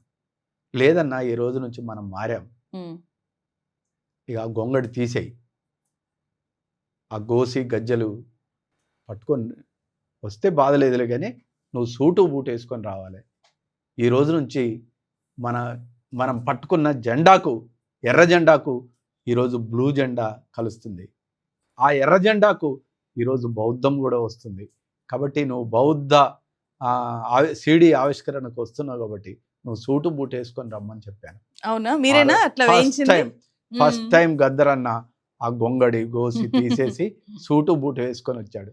ఆయన జీవించినంత కాలం మళ్ళా సూటు బూటు వేసుకొని జీవించాడు. ఆ బౌద్ధం యొక్క జెండాను పట్టుకొని వెళ్ళిపోయాడు. రంగురంగుల జెండా ఉండేది. ఇప్పుడు ఎలా అయితే జెండా పట్టుకున్నారో అట్లా నేను చేసిన ఇంటర్వ్యూలో కూడా గద్దర్ గారు అది పట్టుకొని ఉంటుంది. మీరు ఆయన చచ్చిపోయినప్పుడు మీరు గమనించినట్టయితే చూడండి, ఒక పక్క జై భీమ్ అని, ఒక పక్క లాల్ సలాం అని, ఒక పక్క బుద్ధం శరణం గచ్చామి అని. అస్సలు అంటే ఈ 3 స్రవంతులని వెళ్ళిపోయేటప్పుడు ఏకం చేశాడు. దాన్ని కొనసాగించే బాధ్యత నాకు ఉపజెప్పినట్టుంది. అందుకనే నేను ఈ జాతీయ జెండాను పట్టుకొని, రాజ్యాంగాన్ని పట్టుకొని ఈ ప్రకృతిని కాపాడాలని తిరుగుతున్నాను. మీరు గతంలో ఒక ఇంటర్వ్యూలో చూసాను నేను, తెలంగాణ వచ్చినా కూడా ఇక్కడుండే సామాన్యులకి వాళ్ళ జీవితాల్లో గొప్ప మార్పు ఏమీ రాదు, ఈ దోపిడీ దొరతనము అనేది పూర్తిగా పోదు అనేలాగా మాట్లాడారు. ఇప్పుడు మళ్ళీ మనం ఒక 12 ఏళ్ళు గడిచిపోయింది, 12 ఏళ్ళుగా మీరు చూస్తున్నారు, ఎట్లాంటి తెలంగాణ వచ్చింది అని చెప్పి అనుకుంటే తెలంగాణ మూమెంట్లో గొప్ప విషయం ఏంటంటమ్మా, కొన్ని 100 ఎకరాలు ఉన్న భూస్వాములు తెలంగాణ మూమెంట్లో పాల్గొన్నారు, జీతగాన్లు కూడా పాల్గొన్నారు.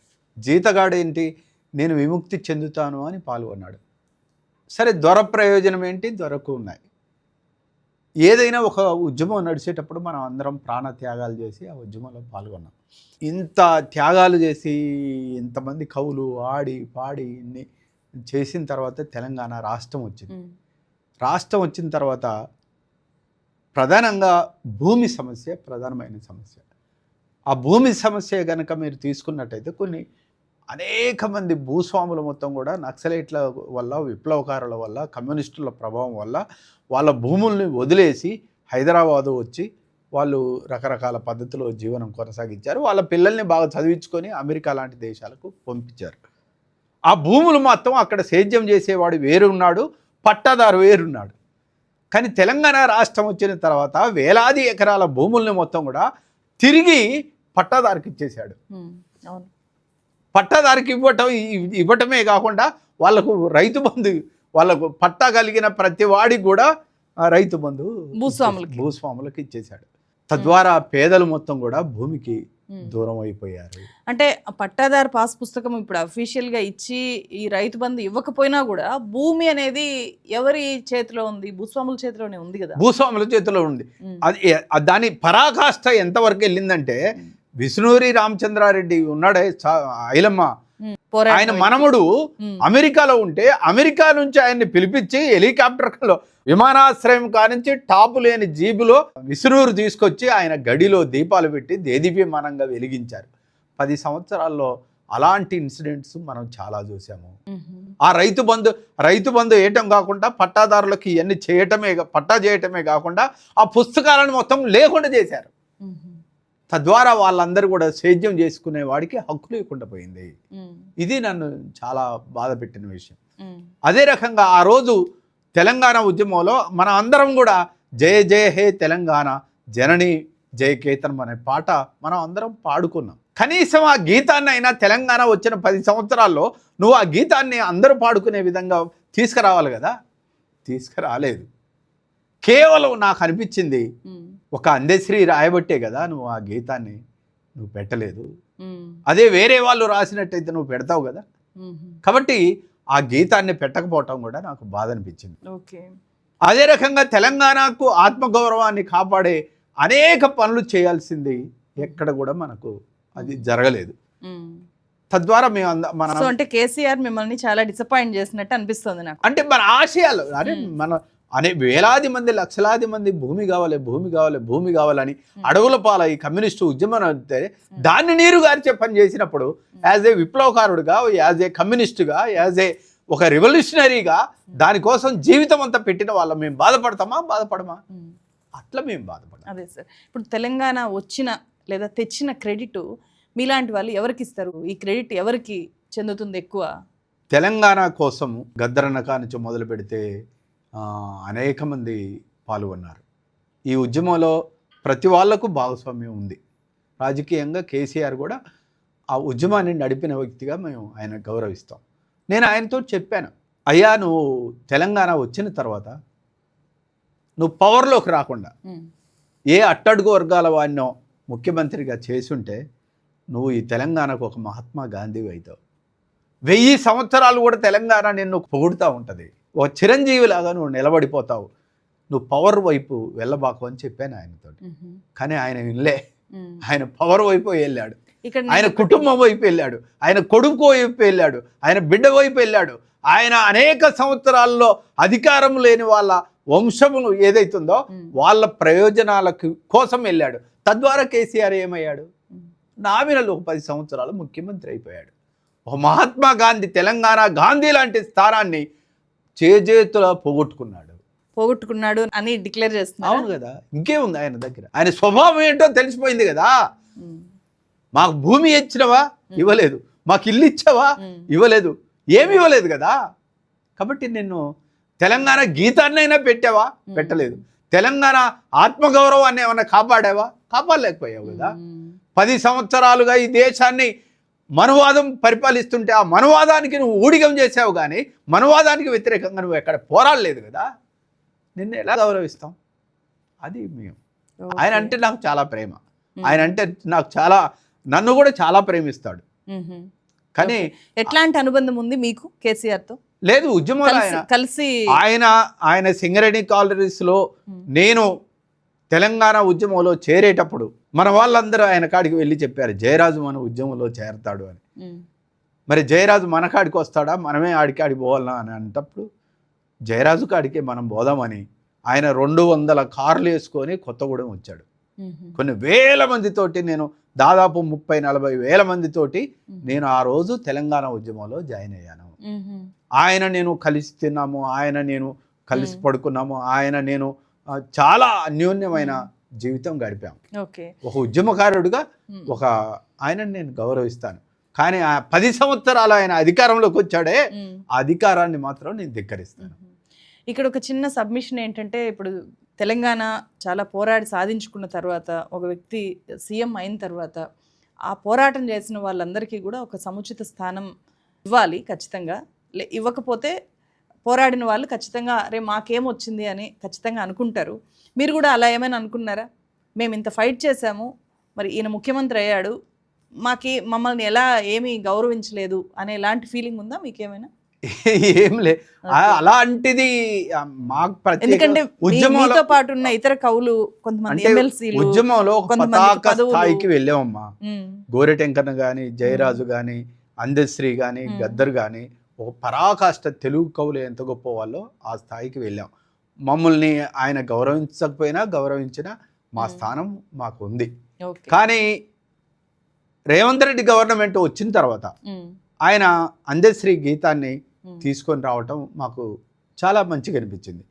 ఆయన ఆ రోజు పోరాడిన వాళ్ళందరికీ కూడా ఏదో సహాయం చేయాలని బండి యాదగిరి కానించి మొదలు పెడితే గద్దరన్న వరకు కూడా ఓ 9 మందిని గుర్తించి వాళ్ళకి ఎంతో కొంత గుర్తింపు ఇచ్చాడే, వీళ్ళు పోరాట యోధులు అని చెప్పాడే, అది మాకు చాలా ఆ ప్రపోజల్ ఎట్లా వచ్చింది? ఇప్పుడు ఈ కవులకి కళాకారులకి ₹1,00,00,000 ఇచ్చారు. అవును, ₹1,00,00,000 ఇంటి స్థలం 4th సిటీలో ఇంటి స్థలం 300 గజాల స్థలము ₹1,00,00,000. ఈ ప్రపోజల్ నేరుగా గవర్నమెంట్ నుంచే వచ్చిందా లేకపోతే ఎవరైనా గవర్నమెంట్ ఎవ్వరికీ తెలియదు ఇంతవరకు. బండి యాదగిరికి ఇద్దామంటే బండి యాదగిరి వంశమే లేదు అసలు. మీరు గమనించినట్టయితే బండి వెనక బండి కట్టి 16 అండ్లు కట్టి అని రాసిన బండి యాదగిరి ఉన్నాడే, ఆయన కుటుంబానికి 300 గజాల స్థలము ₹1,00,00,000 ఇద్దామంటే తీసుకునే వాళ్ళు లేరు. అలాంటి వాళ్ళని మొత్తం కూడా గుర్తించి వీళ్ళను ఒక పోరాట యోధులుగా తీసుకురావటం అనేది చాలా గర్వించదగ్గ విషయం. అదే రకంగా అందశ్రీ రాసిన పాటను తెలంగాణ గీతంగా ప్రకటించడం, అదే రకంగా తెలంగాణ తల్లి విగ్రహాన్ని సెక్రటేరియట్లో తీసుకొని రావటము. ఇంకా చాలా మంది అమరవీరులు ఉన్నారు, చాలా కుటుంబాలు తెలంగాణ ఉద్యమంలో నలిగిపోయిన కుటుంబాలు ఉన్నారు. వాళ్ళందరినీ గుర్తించడానికి ఒక కమిటీ వేసి అందులో జైలుకు పోయిన వాళ్ళెవరు, అందులో అరెస్టు కాబడ్డ వాళ్ళెవరు, అందులో చనిపోయిన వాళ్ళెవరు, ఆ కుటుంబానికి ఎలా సహాయం చేయాలని కోదండరామ్ తోటి సహా ఒక కమిటీ వేయటం ఏదైతుందో అది ఫ్యూచర్లో ఇలాంటి వాళ్ళకు కొంత సహాయం జరుగుద్దనే హోప్స్ మాలో పెంచడానికి ఉపయోగపడుతుంది. ఓకే. అయితే కేసీఆర్ ఏం చేయలేదా? కేసీఆర్ ఆ రోజు తెలంగాణ ఉద్యమంలో పాల్గొన్న దాదాపు 500 మంది కళాకారులకు వాళ్ళందరికీ తాత్కాలికమైన ఉద్యోగాలు ఇవ్వటం అనేది జరిగింది. వాళ్ళందరూ పాపం ఉద్యోగం చేసుకుంటున్నారు, పిల్లలందరూ వాళ్ళందరూ మంచిగానే బతుకుతున్నారు. నెలకు ఒక 30,000 రూపాయలు రావటం అనేది కళాకారుడికి అసలు కడుపు కట్టుకొని గొంగడ వేసుకొని గోసి పెట్టుకొని తిరిగిన పిల్లలు ఈ రోజు నెలకడగా 30,000 36,000 రూపాయలు. అక్కడ కూడా మళ్ళీ వాళ్ళందరూ కూడా బీఆర్ఎస్ లో ఉండే కళాకారులకే ఇచ్చారు అనే విమర్శ ఉంది. మొత్తం అన్ని కళాకారుల్ని ఐడెంటిఫై చేయలేదు. అలాంటి చిన్న విషయాలు మనం పట్టించుకోకూడదు. వాళ్ళందరికీ ఉద్యోగాలు మాత్రం మాతోటే రాపిచ్చి ఎవరెవరికి ఇవ్వాలి జయరాజు అని అంటే మేమందరం గోరెటెంకన్నా నేను మేమందరం లిస్ట్ రాస్తే ఆ లిస్టులో రాసిన ప్రతి వాళ్ళకు ఉద్యోగం ఇచ్చాడు. మనం దాన్ని కాదంటానికి. మీ చిన్నప్పుడు మీరు చూసిన తెలంగాణతో పోల్చితే ఇప్పుడు మీరు చూస్తున్న తెలంగాణ ఎలా ఉంది, ఇంకెలా ఉండాలి అని చెప్పి మీరు కోరుకుంటున్నారు? ఓటు అనేది చైతన్యం చాలా గొప్పది. రాజ్యాంగం హక్కునిచ్చింది. నిన్నటి ప్రభుత్వాలు మారిపోతున్నాయి. పాలిష్డ్కి ఇంకో ప్రభుత్వం వస్తుంది, పాలిష్డ్కి ఇంకో ప్రభుత్వం వస్తుంది. ఒక సుందరమైన ఒక డెమోక్రసీ వ్యవస్థలోనే ఒక అద్భుతమైన ప్రజాస్వామ్యం రాబోతుంది అనేది నేను బలంగా నమ్ముతున్నాను. ఈ ఓటుకు చాలా బాబాసాహెబ్ అంబేద్కర్ మీరు గమనించినట్టయితే ఓటు లేని కాలంలో రష్యా విప్లవం వచ్చింది. ఎలా వచ్చింది? ఓ రాజును కూల్చాలంటే ఆయుధం తప్ప వాడిని కూల్చలేం మనం. కాబట్టి అందరూ ఆయుధాలు పట్టుకొని కమ్యూనిస్టులు పెద్ద ఎత్తున జారు చక్రవర్తికి వ్యతిరేకంగా పోరాడి ఆ రాజ్యాన్ని కూల్చారు. ఇక్కడ కూడా రాజులు ఉన్నారు, స్వాతంత్రం వచ్చింది. మరి మనకేముంది? మనం ఓటు అనే ఆయుధాన్ని ఉపయోగిస్తే రాజు కూడా కూలిపోతాడు ఇక్కడ. అంటే ఆ రష్యన్ విప్లవం నుంచే బాబాసాహెబ్ అంబేద్కర్ ఆయుధాలు పక్కన పెట్టి ఓటు అనే ఆయుధం ద్వారా మన అందరికీ ఒక డెమోక్రసీని ఇచ్చాడు. కాబట్టి ఇది పాలిష్డ్గా ఈ రోజున్న పరిస్థితులు రేపుండే పరిస్థితులు ఎల్లుండి ఉండవు. ఖచ్చితంగా అట్టడుగు వర్గాలకు పేదలకు ఒక రాజ్యాధికారం వస్తుంది అనేది నేను బలంగా నమ్ముతున్నాను. అయితే అది రాకుండా ఉండటం కోసమే ఈ రాజ్యాంగాన్ని మారుస్తారు. అది రాకుండా ఉండటం కోసమే ఓటు హక్కు లేకుండా చేస్తారు. అది రాకుండా ఉండటం కోసమే ఎన్నికల అధికారులను మొత్తం కూడా వాళ్ళ దారాదత్తం దగ్గర పెట్టుకుంటారు. ఈ చైతన్యం రాకుండా ఉండటం కోసమే సుప్రీంకోర్టును కొనేస్తున్నారు. ఇలాంటి చైతన్యం రాకుండా ఉండటం కోసమే ఈ జెండాను తీసేసి వాళ్ళ జెండాను తీసుకురావాలని ప్రయత్నం చేస్తున్నారు. Thank you so much sir. చాలా మంచి సందేశము. మీరు నమ్మిన దాన్ని ప్రచారం చేయడం చాలా గొప్ప విషయము. Thank you so much sir. Thank you. మీ పాటల్లో వానమ్మ వానమ్మ పాట చాలా ఇంపార్టెంట్. జయరాజ్ని ఆ పాటని వేరు చేసి చూడలేము. సో ఆ సిగ్నేచర్ సాంగ్ లాంటిది. దాని సందర్భం ఏంటి? అది తెలంగాణ మూమెంట్ని చాలా ముందుకు తీసుకెళ్ళిన పాటల్లో ఒకటి. మేము తెలంగాణ మూమెంట్లో వస్తున్నప్పుడు ఓ రైతు పొలంకి వెళ్ళినప్పుడు ఆయన ఓ మాట అన్నాడు, చిన్న వర్షం సార్, ఒక్క వర్షం వస్తే చేను పొట్టకొచ్చింది సార్, డెలివరీ అయింది సార్ అని అన్నాడు. అరే నా ప్రాణం గిలగిల్లా ఆడింది. అప్పుడే రాశాను, వానమ్మ వానమ్మ వానమ్మ ఒక్కసారన్నా వచ్చిపోవే వానమ్మ, చేలల్లో నీళ్లు లేవు, చిలకల్లో నీళ్లు లేవు, వాగుల్లో నీళ్లు లేవు, వంపుల్లో నీళ్లు లేవు, నిన్నే నమ్మిన రైతు కళ్ళల్లో నీళ్లు లేవు, ఎదిగేటి మిరపసేను ఎండల్లో ఎండిపోయే, సక్కాని మొక్కజొన్న ఎక్కెక్కి ఎడవసాగే, పలుబోసుకున్న కంకి పాలన్నీ ఉడిగిపోయే, నిలుబోసుకున్న సేను నీళ్ళాడలేకపాయే, వానమ్మ వానమ్మ వానమ్మ ఒక్కసారన్నా వచ్చిపోవే వానమ్మ, కర్రు నడవకపాయే గొర్రు నడవకపాయే, తాలి పుస్తేలు వాయే తట్టి సెమ్మూలు వాయే, నెర్రెవారిన బతుకు హర్రాజు పాలాయే, వానమ్మ వానమ్మ వానమ్మ ఒక్కసారన్నా వచ్చిపోవే వానమ్మ. ఇలాంటి పాటలు ఆ కరువు మీద మేము ఎదుర్కొన్నాం కదా. ఇంకేమి మిగిలిందిరా తెలంగాణ జిల్లేడు మొలిసిందిరా, ఇంకేమి మిగిలిందిరా తెలంగాణ పల్లేరు కాసిందిరా, వరిసేను కడుపుకే తిండి గింజలు లేక వలవల ఏడుస్తూ ఉన్నది, పత్తి సేనుకు ఒంటి మీద బట్ట లేక సిగ్గుతో తలదించుకున్నది, మొక్కజొన్న సంక బిడ్డనెత్తుకొని ఊరిడిసి వలసబోతున్నది, ఇంకేమి మిగిలిందిరా తెలంగాణ జిల్లేడు మొలిసిందిరా, ఇంకేమి మిగిలిందిరా తెలంగాణ పల్లేరు కాసిందిరా. అది అట్లాంటి అసలు ఈ పాటల ప్రయాణము ఎగ్జాక్ట్లీ ఎక్కడ మొదలైందో చెప్పాలి మీరు ఖచ్చితంగా. అంటే నా స్నేహితుడు, నేను చదువుకునే రోజుల్లో చిన్నప్పుడు నా స్నేహితుడు చేరాలు అని ఉన్నాడు. ఆ పిల్లగాడు నేను కలిసి ప్రదర్శనలు ఇచ్చేవాళ్ళు. ఆ పిల్లవాడిని ఎవరో దుండగులు చంపేశారు. చంపేసినప్పుడు నేను ఆ తెల్లారి అప్పుడు నేను రాశాను, స్నేహమేరా జీవితానికి వెలుగునిచ్చే వెన్నెలా, స్నేహమేరా బతుకు బాటలో నీడనిచ్చే తోడురా అని ఆ స్నేహం మీద రాశాను. అట్లా అచ్చా ఎన్నో పాటలు. ఎట్లా ఎవరు ఇన్స్పైర్ ఈ రాయడానికి? అబ్బాయి మరణమే కారణం. అవును, అప్పుడు ఫస్ట్ టైం రాశాను. ఓకే. రామ చిలుకల పలుకులై జంటగెగిరే గువ్వలై, రామ చిలుకల పలుకులై జంటగెగిరే గువ్వలై, బోయవాడి వలలో చిక్కి ఎగిసిపోయిన పావురాలై, స్నేహమేరా జీవితానికి వెలుగునిచ్చే వెన్నెలా, స్నేహమేరా బతుకు బాటలో నీడనిచ్చే తోడురా. అలా మీరు పాటలన్నీ గమనించినట్టయితే అమ్మ మీద రాశాను, నాన్న మీద రాశాను, భార్య మీద రాశాను. చెలిని కన్నులలో వెన్నెల కురియాలి, చెలిని నవ్వులలో పొన్నమి విరియాలి, చెలిని హృదయములో ఊయలలు గాలి, గువ్వల వలె మనమొకటై రివ్వున ఎగరాలి, చెలిని కన్నులలో వెన్నెల కురియాలి, చెలిని నవ్వులలో పున్నమి విరియాలి, రాముడనై నిన్ను అడవికి పంపను, కృష్ణుడనై నీకు సవతుల తేలేను, హరిశ్చంద్రుడై నిన్ను అంగడిలో అమ్మబోను, తరతరాల దురాచార వల నీకు విసరలేను, చెలిని కన్నులలో వెన్నెల కురియాలి, చెలిని నవ్వులలో పున్నమి విరియాలి. అలాంటి పాటలు. కష్టాలలో ఉన్నప్పుడు పొద్దున లేసినావు మంగమా, నువ్వు పొయ్యి రాజబెట్టినావు మంగమా, నువ్వు పొయ్యి రాజబెట్టినావు మంగమా, బువ్వ వండి కూర వండి పొద్దుటేల సద్ది గట్టి, మల్లెలోలే బట్టాలు ఉతికి పొల్లాగాన్ల ఒళ్ళు గడిగి, చాకీరంతా చేసి మంగమా, నీ చేతి గీతలరుగునమ్మా మంగమా.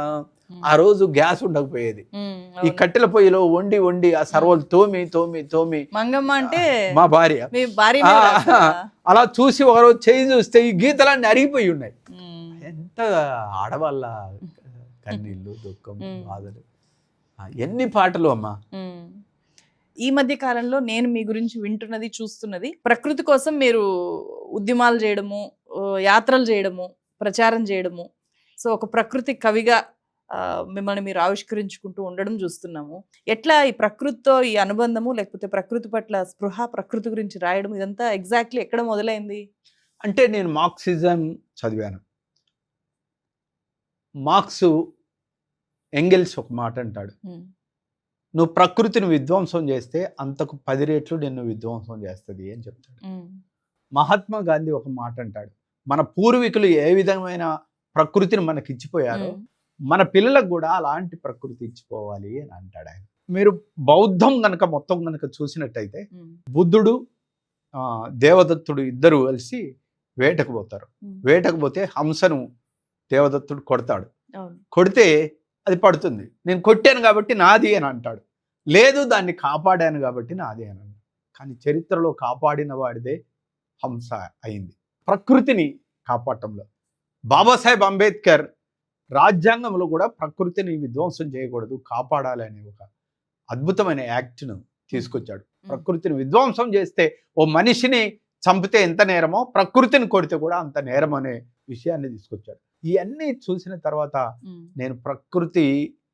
నేను అడిగాను, అమ్మ ఈ వయసులో నాకు క్యాన్సర్ ఏంటి, ఈ వయసులో నన్ను ఎందుకు తీసుకుపోతున్నావు, నా పర్పస్ తీరిపోయిందా అని నేను ప్రకృతిని ప్రశ్నిస్తూ వచ్చినప్పుడు నేను ప్రకృతి మీద అలా వెళ్ళిపోయాను.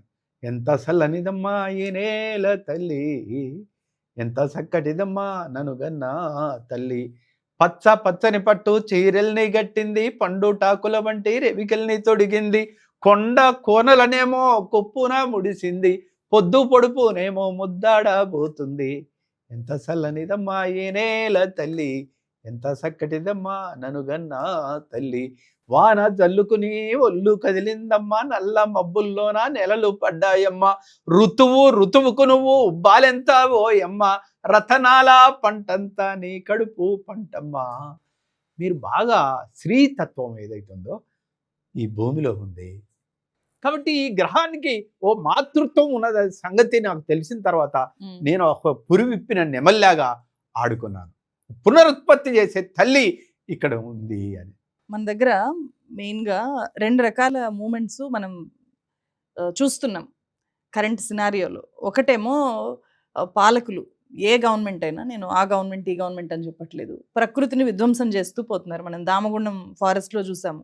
ఇంకొక ఏడాదిలోనో 1.5 ఇయర్లోనో అక్కడ ఒక పెద్ద టౌన్షిప్ రాబోతుంది. లక్షల చెట్లు కొట్టేస్తున్నారు. ఇప్పుడు ఇక్కడ కేబీఆర్ పార్క్లో చూస్తున్నాం. ఇప్పుడు అక్కడ చాలా మూమెంట్స్ జరుగుతూనే ఉన్నాయి. కానీ గవర్నమెంట్ అంతకుముందు హెచ్సియులో చూసాం, హైదరాబాద్ సెంట్రల్ యూనివర్సిటీలో. సో మన చుట్టూ మనముండే గవర్నమెంట్స్ కూడా ఒక విధ్వంసానికి పాల్పడుతూ ఉన్నాయి. దీన్ని చూస్తున్న యూత్ కూడా అసలు ఊరుకోవట్లేదు, చాలా మూమెంట్స్ చేస్తున్నారు. మీలాంటి కవులు రాస్తున్నారు, పాడుతున్నారు, ప్రచారం చేస్తున్నారు. అయినా సరే ఈ మాటలు, పాటలు, మూమెంట్స్ ఈ విధ్వంసాన్ని ఆపట్లేదు ఎక్కడా కూడా. ఆ స్పృహ ప్రజల్లో ఉంది, ఇప్పుడు కొత్తగా చదువుకుంటున్న వాళ్ళలో ఉంది, కానీ గవర్నమెంట్లో ఉండట్లేదు. సో ఇది చూస్తే మీకేమనిపిస్తుంది? ఎట్లా మార్పు ఎట్లా తీసుకురాగలుగుతారు? మీరు బాగా గమనిస్తే అమ్మా, మీరు ప్రకృతి గురించి మాట్లాడినా, నేను ప్రకృతి గురించి మాట్లాడినా ఈరోజు మనకు అనుకూలమైన వాతావరణం. కారణం ఏంటంటే ఈ అభివృద్ధి పేరుతోటి కొండల్ని, గుట్టల్ని, నదులని మొత్తం కూడా సర్వనాశనం చేసేస్తున్నారు. ఇప్పుడు మొత్తం కూడా అడవుల్ని మొత్తం కూడా కొట్టిపారేస్తున్నారు. మీకు ఇప్పుడు నక్సలైట్లు ఉన్నన్ని రోజులు అది మంచి వచ్చాడో కానీ ఆ నక్సలైట్ల భయానికి అడవిలోకి ఎవడు పోకపోయేవాడు. కానీ ఎప్పుడైతే నక్సలైట్లను బయటికి తీసుకొని వచ్చారో, ఎప్పుడైతే నక్సలైట్లు లొంగిపోయారో, ఇవాళ అడవులు మొత్తం కూడా పెట్టుబడిదారుల వశం అవుతున్నాయి. అది ఏ గవర్నమెంట్ అయినా కానీ పెట్టుబడిదారులు మొత్తం కూడా ఈ ప్రభుత్వాలని నడుపుతున్నారు. తద్వారా ఈ ప్రకృతి విధ్వంసానికి పాల్పడుతున్నారు. కాబట్టి ఇది ఎట్లా ఆగుతుంది? పోనీ దీనికి పరిష్కారం ఏంటి అని మీకేమనిపిస్తుంది? ఎప్పుడు ఎట్లా ఆ రియలైజేషన్ జనాల్లో ఎలా తీసుకురావచ్చు? మీరు గమనించినట్టయితే నేను ఈ తెలంగాణ ప్రాంతం మొత్తం కూడా ఈ బ్యాగు, ఈ జాతీయ జెండా పట్టుకొని తిరిగాను. ఏముంది దీంట్లో అనేది మీరు గమనిస్తే, అవును తీసుకొని వచ్చారు, అడుగుదాం అనుకున్నా. నేచర్ చాలా గొప్పది, దానికి అద్భుతమైన పరిష్కారాలు చెప్తుంది.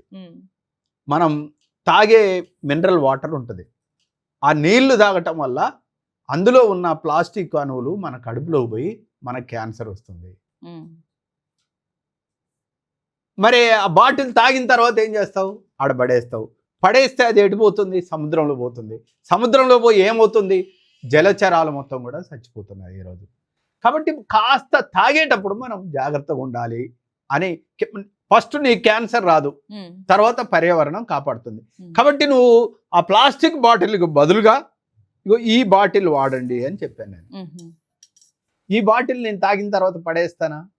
పడేయలు. ఇది పర్యావరణకి ఏమైనా ఇబ్బంది అవుతుందా? కాదు. కాబట్టి పర్యావరణకి ఇబ్బంది ఉండదు, నేను క్యాన్సర్ నుంచి బయటపడతాను ఒక క్యాన్సర్ పేషెంట్గా నేను చెప్పాను. కాబట్టి ఇందులో మనం ప్లాస్టిక్ దాంట్లో వాడే వాటర్ ఏదైతుందో అది మినరల్ వాటర్ కాదు, అది డీమినరల్ వాటర్. కానీ దీంట్లో మనం ఇంటికా నుంచి తెచ్చుకునే వాటర్ ఏదైతుందో ఇది మినరల్ వాటరు.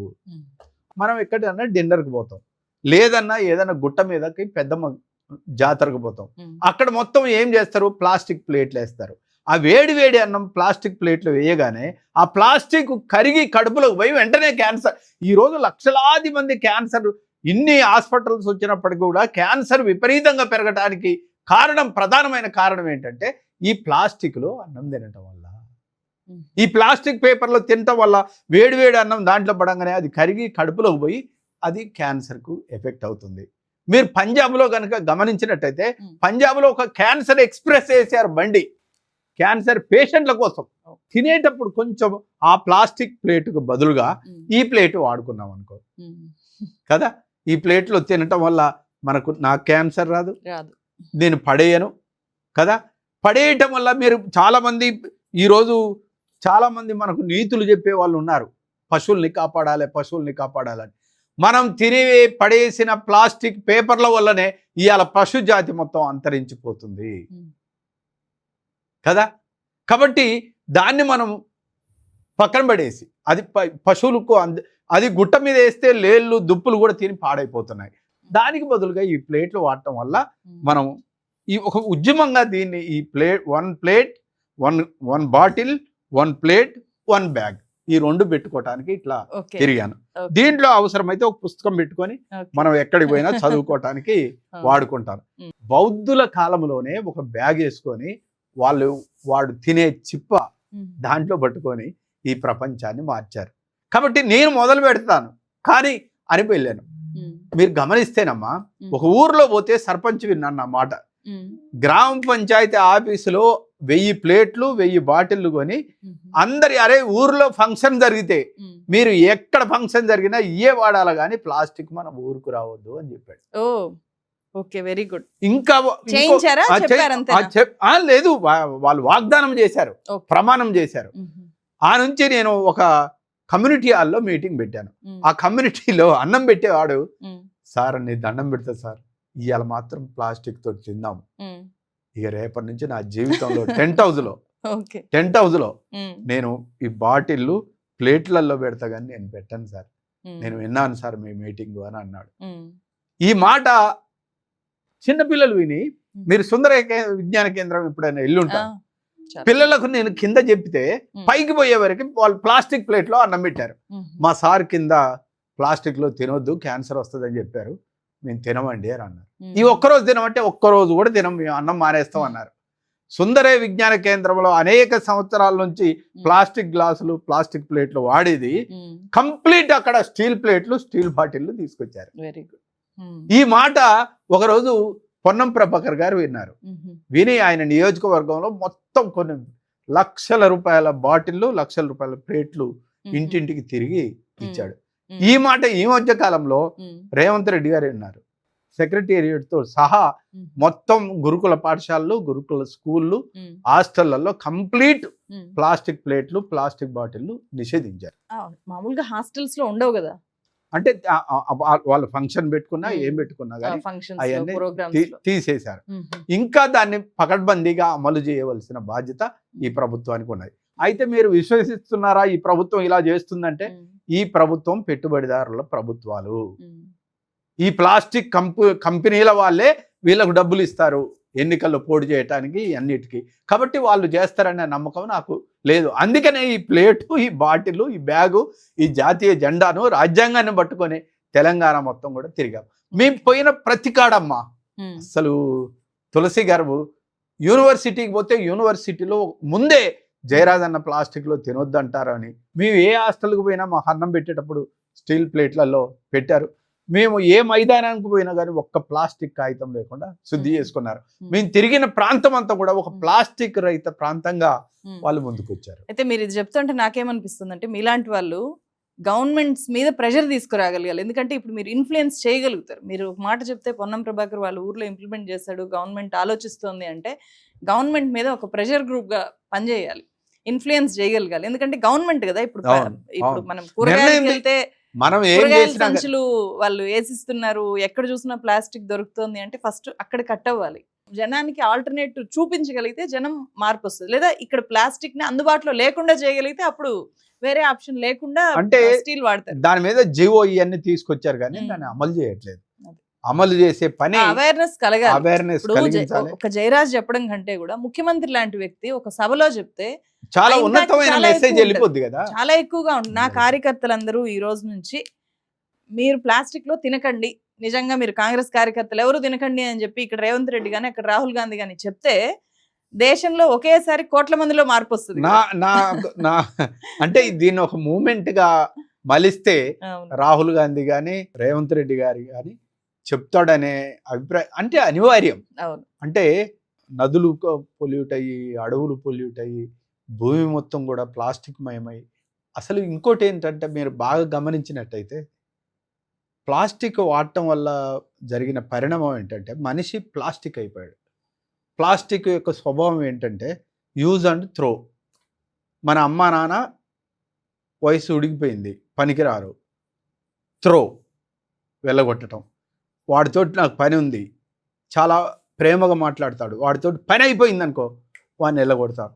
అంటే యూజ్ అండ్ త్రో సిస్టమ్ ఏదైతుందో మనిషిలో ఒక భాగం అయిపోయింది ఈరోజు. అంటే ఈ వాడి మైండ్ ఆలోచనలోనే పెద్ద చేంజెస్ వచ్చాయి. ఓకే సార్, మీరు ప్రకృతి పాటలు, విప్లవ పాటలతో పాటు వెంకటేశ్వర స్వామి మీద కూడా అద్భుతమైన పాటలు రాశారు. సో అది ఏం సందర్భంలో రాశారు, దాని నేపథ్యం ఏంటి? అంటే నాకు బాబాసాహెబ్ అంబేద్కర్ పరిచయం లేకముందు, నాకు బౌద్ధం పరిచయం లేకముందు నేను తిరుపతి వెళ్ళాను. అక్కడికి వెళ్ళిన తర్వాత ఆ కొండలు అవన్నీ చూసిన తర్వాత అసలు ఆ నేచర్ని చూసిన తర్వాత అప్పుడు నాకు తెలియకుండానే నేను తన్మయత్వంలోకి వెళ్ళిపోయాను. ఏమి ఇవ్వగలనయ్యా స్వామి శ్రీనివాస, నీది నీకివ్వడము తప్ప స్వామి వెంకటేశ, కాళ్ళకు నడయాడు అడుగిచ్చినావు, అడుగులకు సరితూగు ఆటిచ్చినావు, చేతులకు వెలలేని శక్తిచ్చినావు, శ్రమతోటి గెలిచేటి బలమిచ్చినావు, సృష్టిలయలకు శబ్ద గుణమిచ్చినావు, శబ్దముకు రంజిల్లు చెవులిచ్చినావు, అనువనువు నీ వెలుగులొలికించినావు, వెలుగులకు పులకించే కనులిచ్చినావు, నీ పలుకు పలికేటి పెదవిచ్చినావు, నీ స్మరణ చేసేటి స్వరమిచ్చినావు, నా గుండె నాదాలు నువ్వు మీటినావు, నలు దిశలు ప్రేమించే మనసిచ్చినావు, ఏమివ్వగలనయ్య స్వామి శ్రీనివాస, నీది నీకివ్వడము తప్ప స్వామి వెంకటేశ. అంటే వెంకటేశ్వర స్వామితో ప్రేమలో పడిపోయినట్టు రాశారు. బాగా మీరు బాగా గమనించినట్టయితే చాలా అద్భుతంగా ఉంటుంది సార్. నాకు ఇప్పటికీ కూడా వెంకటేశ్వర స్వామి బాగా ఇష్టం. ఎందుకు ఇష్టం? ఎందుకంటే చాలా డెమోక్రటైజ్ దేవుడు ఆయన. అవునా? ఆయన భార్యలు ఇద్దరు, ఒక అలివేలి మంగమ్మ, ఇంకొక ఆమె బీబీ నాంచారమ్మ. ఒక ఆమె ముస్లిము, ఒక ఆమె హిందూ. అసలు ఇంత సెక్యులర్ దేవుడు ఈ దేశంలో ఎక్కడైనా ఉన్నాడా? అరే మన అందరం హిందూ ముస్లిం అని తన్నుకుంటున్నామే. ఏడుకొండల స్వామి వెంకటేశ్వరుడు ఒక బీబీ నాంచారిని, ఒక అలివేలి మంగమ్మను దగ్గర పెట్టుకొని ఆయన ప్రేమైక జీవితం మనకు చూపెడుతుంటే మనకు అయినా బుద్ధి రాకుంటే ఎట్లా? ఆయన నుంచి మనం ఎంత నేర్చుకోవాలి. కాబట్టి నాకు వెంకటేశ్వర స్వామి అంటే బాగా ఇష్టమా? అక్కడికి ముస్లింలు ఎక్కువ మంది వస్తారు, అందరూ హిందువులు ఎక్కువ మంది వస్తారు, అందరూ వస్తూ ఉంటారు కదా. కాబట్టి నాకు వెంకటేశ్వర ఆయన భలే రాశాను, ఎన్ని పాటలో చాలా రాశారు వెంకటేశ్వర స్వామి మీద చాలా పాటలు రాశారు. నేను గోదావరి పరివాహక ప్రాంతం అంతా తిరుగుతున్నప్పుడు కూడా నేను గోదావరి మీద రాయాలన్నా కానీ నాకు సీతారాముల అడుగుల సవడిది గోదావరి, సిరులై కురిసిన వన్నెల సంద్రమిది గోదావరి, రామదాసు అలరించిన గీతమిది గోదావరి, అడవి బిడ్డల జీవన నాదమిది గోదావరి, ఎగిరే పక్షికి జీవం పోసి గిరిజన కూనల దాహతి తీర్చి చాప పిల్లలై వలలో చిక్కి జాలరి గుండెలో దీపం పెట్టి పొలముల ముత్తైదువలుగా చేసి ప్రజలకు పెట్టెడు అన్నం పెట్టిన సీతారాముల అడుగుల సబడిది గోదావరి, అలలేనావి అని ముత్యములు మేటలు కావవి ఇసుక పానుపులు పొరల కిందనే నల్లని సిరులు తల్లిరో నువ్వు పంచిన వెలుగులు కష్టజీవుల పెన్నిదీనది ఖనిజ సంపదల గోదావరి ఖని సీతారాముల అడుగుల సవడిది గోదావరి, నింగిని తాకిన రేల పాట ఇది అలలై సాగిన ధింస నాట్యమిది వనమూలికలకు ఆయువు పట్టిది పచ్చని కొండల పాపి కొండలవి అడవి బిడ్డల పురిటి గడ్డ ఇది అజ్ఞాత వీరులకు ఆత్మరక్షనిది సీతారాముల అడుగుల సవడిది గోదావరి, సిరులై కురిసిన వన్నెల సంద్రమిది గోదావరి. అంత పవిత్రంగా చూసుకునే శ్రీరామచంద్రుణ్ణి ఓట్లల్లో దించి అంత పవిత్రంగా కొలుసుకునే వెంకటేశ్వర స్వామిని మతాన్ని ఆపదించి ఇంత ఇంత దేవుడి పేరు మీద రాజకీయాలు చేసి దేవుడి పేరు మీద అవినీతి చేసి దేవుడి పేరు మీద ఈ జుగుత్సాకరమైన వ్యవస్థను తీసుకొచ్చారే, ఆ పవిత్రని మొత్తం కూడా పాడు చేశారు. అదే ఏముంటుందంటే ఇప్పుడు క్వశ్చన్ చేస్తాం కదా, మీరైనా నాలాంటి వాళ్ళైనా క్వశ్చన్ చేసినప్పుడు వీళ్ళు యాంటీ హిందూ అని మాట్లాడతారు. ఇక్కడికి తీసుకొని వచ్చి వాళ్ళని కూర్చోబెట్టో లేకపోతే ఇది వినాలి అని చెప్పి నేను రిక్వెస్ట్ చేస్తున్నాను. ఎవరు కూడా మహా హిందూ, చాలా గొప్ప హిందూ అని చెప్పే వాళ్ళు కూడా ఇంత అద్భుతంగా ఇంత గొప్పగా పాడరు, ఇంత గొప్పగా తెలుసుకునే విషయాలు. బాబాసాహెబ్ అంబేద్కర్ ఒక మాట అంటాడు, అంబేద్కర్ నువ్వు హిందువా అని అడుగుతారు, ఆయన మాట్లాడు. పోనీ నువ్వు ముస్లింవా? కాదు. నువ్వు క్రిస్టియన్వా? కాదు. పోనీ నువ్వు బుద్ధిస్టువా అని రెచ్చగొడతారు. ఆయన ఒకటే మాట అంటాడు, I'm firstly and lastly Indian అని అంటాడు. నేను ఫస్ట్ భారతీయుని. కాబట్టి మనం బేసికల్గా నేను ఎవరిని? నేను ఇండియన్ని, నేను భారతీయుని కదా. ఈ జెండా నాకు పవిత్రమైంది, రాజ్యాంగం నాకు పవిత్రమైంది, దాని తర్వాతనే నా మిగతా ఆలోచనలన్నీ కదా. అదే దేవుళ్ళని ఎందుకు వ్యతిరేకిస్తారు, మతాన్ని ఎందుకు వ్యతిరేకిస్తారు కదా. అండ్ మీరు యేసు ప్రభువు మీద కూడా రాసినట్టున్నారు కదా. అవి రాయాల్సి వచ్చింది. ఏసంటే బైబుల్ చెప్పే వాక్యం కాదురా, ఏసంటే గుడిపై చెక్కిన సిలువనుకోకురా, ఏసంటే ఒక ప్రేమమయం, ఏసంటే ఒక త్యాగమయం. యేసుక్రీస్తు ఒక సిలువ, యేసు ప్రభు ఒక గుడిలో ఉంటాడా? ఆయన అమ్మలారా నా కోసం కాదు, మీకోసం, మీ పిల్లల కోసం ఏడవండి అని చెప్పాడు. మీ భవిష్యత్తు కోసం ఏడవంటారా అని చెప్పాడు. అది తెలియదే వీళ్ళకు కదా. ఎంత అన్నీ చాలా ఉన్నాయి. ఓకే, ఇప్పుడు మీరు ఈ పాట పాడింది ఇది మాత్రమే ఒక ముక్క కట్ చేసుకొని ఈయన క్రిస్టియన్ అని కూడా ప్రచారం చేస్తారు. మీరు విప్లవకారుల మీద కూడా సెటైల్ రాశారంటే కదా, అంటే రాజకీయ పార్టీల మీద, విప్లవకారుల మీద. సో ఏంటి అంటే? ఏం లేదమ్మా, వాళ్ళని నేను బాగా ప్రేమించాను. వాళ్ళల్లో వచ్చిన మార్పులు, కమ్యూనిస్ట్ పార్టీల మీద, పార్టీలలో వచ్చిన మార్పుల్ని కూడా నేను సునిశ్చితంగా విమర్శించాను. ఎట్లాంటి మార్పుల్ని మీరు? ఒకప్పుడు ఇల్లు లేకుండా జీవించారు. ఓకే, కానీ తర్వాత ఇల్లు కావాలి, ఇంట్లో టీవీ కావాలి, పరుపు కావాలి, పక్క దిండు కావాలి, ఇల్లు తిరిగి తిన్న రోజులేమాయే, కళ్ళ నీళ్ళే తాగి పన్న కాలమేమాయే, అరెస్టులైతే అరగంటలో బయటికి రావాలి, అవసరమైతే పోరాటాన్ని కొంతే చేయాలి, చీకటి గదిలో మూలిగి సచ్చిన రోజులే మాయే, చిందిన రక్తం జెండా తడిసిన కాలమే మాయే, ఏ కుల పొల్లకు ఆకుల పొల్లే పిల్లనివ్వాలి, అవసరమైతే హరిజన గిరిజన బంతులు పెట్టాలి, కులము మతము వదిలి వచ్చిన రోజులే మాయే, కన్న పిల్లల ప్రజల కొదిలిన కాలమే మాయే. అది అలాగా అంటే కమ్యూనిస్ట్ పార్టీలో వచ్చిన మార్పులు. సో అంటే వాళ్ళు కంఫర్టబుల్ లైఫ్ వాళ్ళకు ఉండకూడదు అని అనుకున్నారా ఏంటి? అంటే అలాంటి త్యాగాలు చేసిన వాళ్ళు మళ్ళీ బయటకు వచ్చిన తర్వాత ఇలాంటి జీవితం గడుపుతున్నప్పుడు, అరే నిన్న మీరు పిల్లల్ని కూడా పక్క వాళ్ళకి ఇచ్చారు కదా, వీళ్ళు మీ మీ అడవిలో టీవీ ఉందా? ఏమి లేవు కదా, మరి ఇవాళ ఎందుకు ఇంత విలాసమైన జీవితం గడుపుతున్నారు? అంటే వాళ్ళు అలాగే ఉండిపోవాలా? అడవిలో టీవీ లేకపోతే ఉండిపోవాలని నేను కష్టాలు పడి చెప్పట్లేదు. అంత అపారమైన త్యాగాలు చేసిన మీరు ఈ దుర్లక్షణాలకి ఎందుకు అలవాటు పడుతున్నారు అని రాశారు. ఓకే ఓకే, ప్రజల కోసం వెళ్ళినప్పుడు కొన్ని త్యాగాలు చేయాలి కదా. Okay okay. రీసెంట్ గా మీరు ప్రకృతి వైజ్ఞానిక యాత్ర పేరుతో తెలంగాణ అంతా తిరుగుతున్నారు. సో దాని నేపథ్యం ఏంటి? ఎందుకు అట్లాంటిది ఒకటి తీసుకోవాలనిపించింది? జన విజ్ఞాన వేదికలో పనిచేసిన రమేష్ గారు నేను ఇద్దరం తిరిగాము కళాకారులతోటి. దీనికి ప్రధానమైన కారణం ఏంటంటే, ఈ 10 సంవత్సరాలలో మతం విపరీతంగా రాజ్యం వెళ్తుంది. ఇన్ని రోజులు మతాన్ని మనం అందరం పూజ చేసుకునే వాళ్ళం, గుడికి వెళ్ళే వాళ్ళం, ఆత్మీయంగా కలిసి ఉండేవాళ్ళం. కానీ ఎవడు ఏ మతం అనేది ఈరోజు టార్గెట్ చేసి కొడుతున్న పరిస్థితి మన కళ్ళ ముందు ఆగపడుతుంది. అంటే తెలంగాణలో దేశంలో ఉంది, అది తెలంగాణ కూడా వచ్చింది.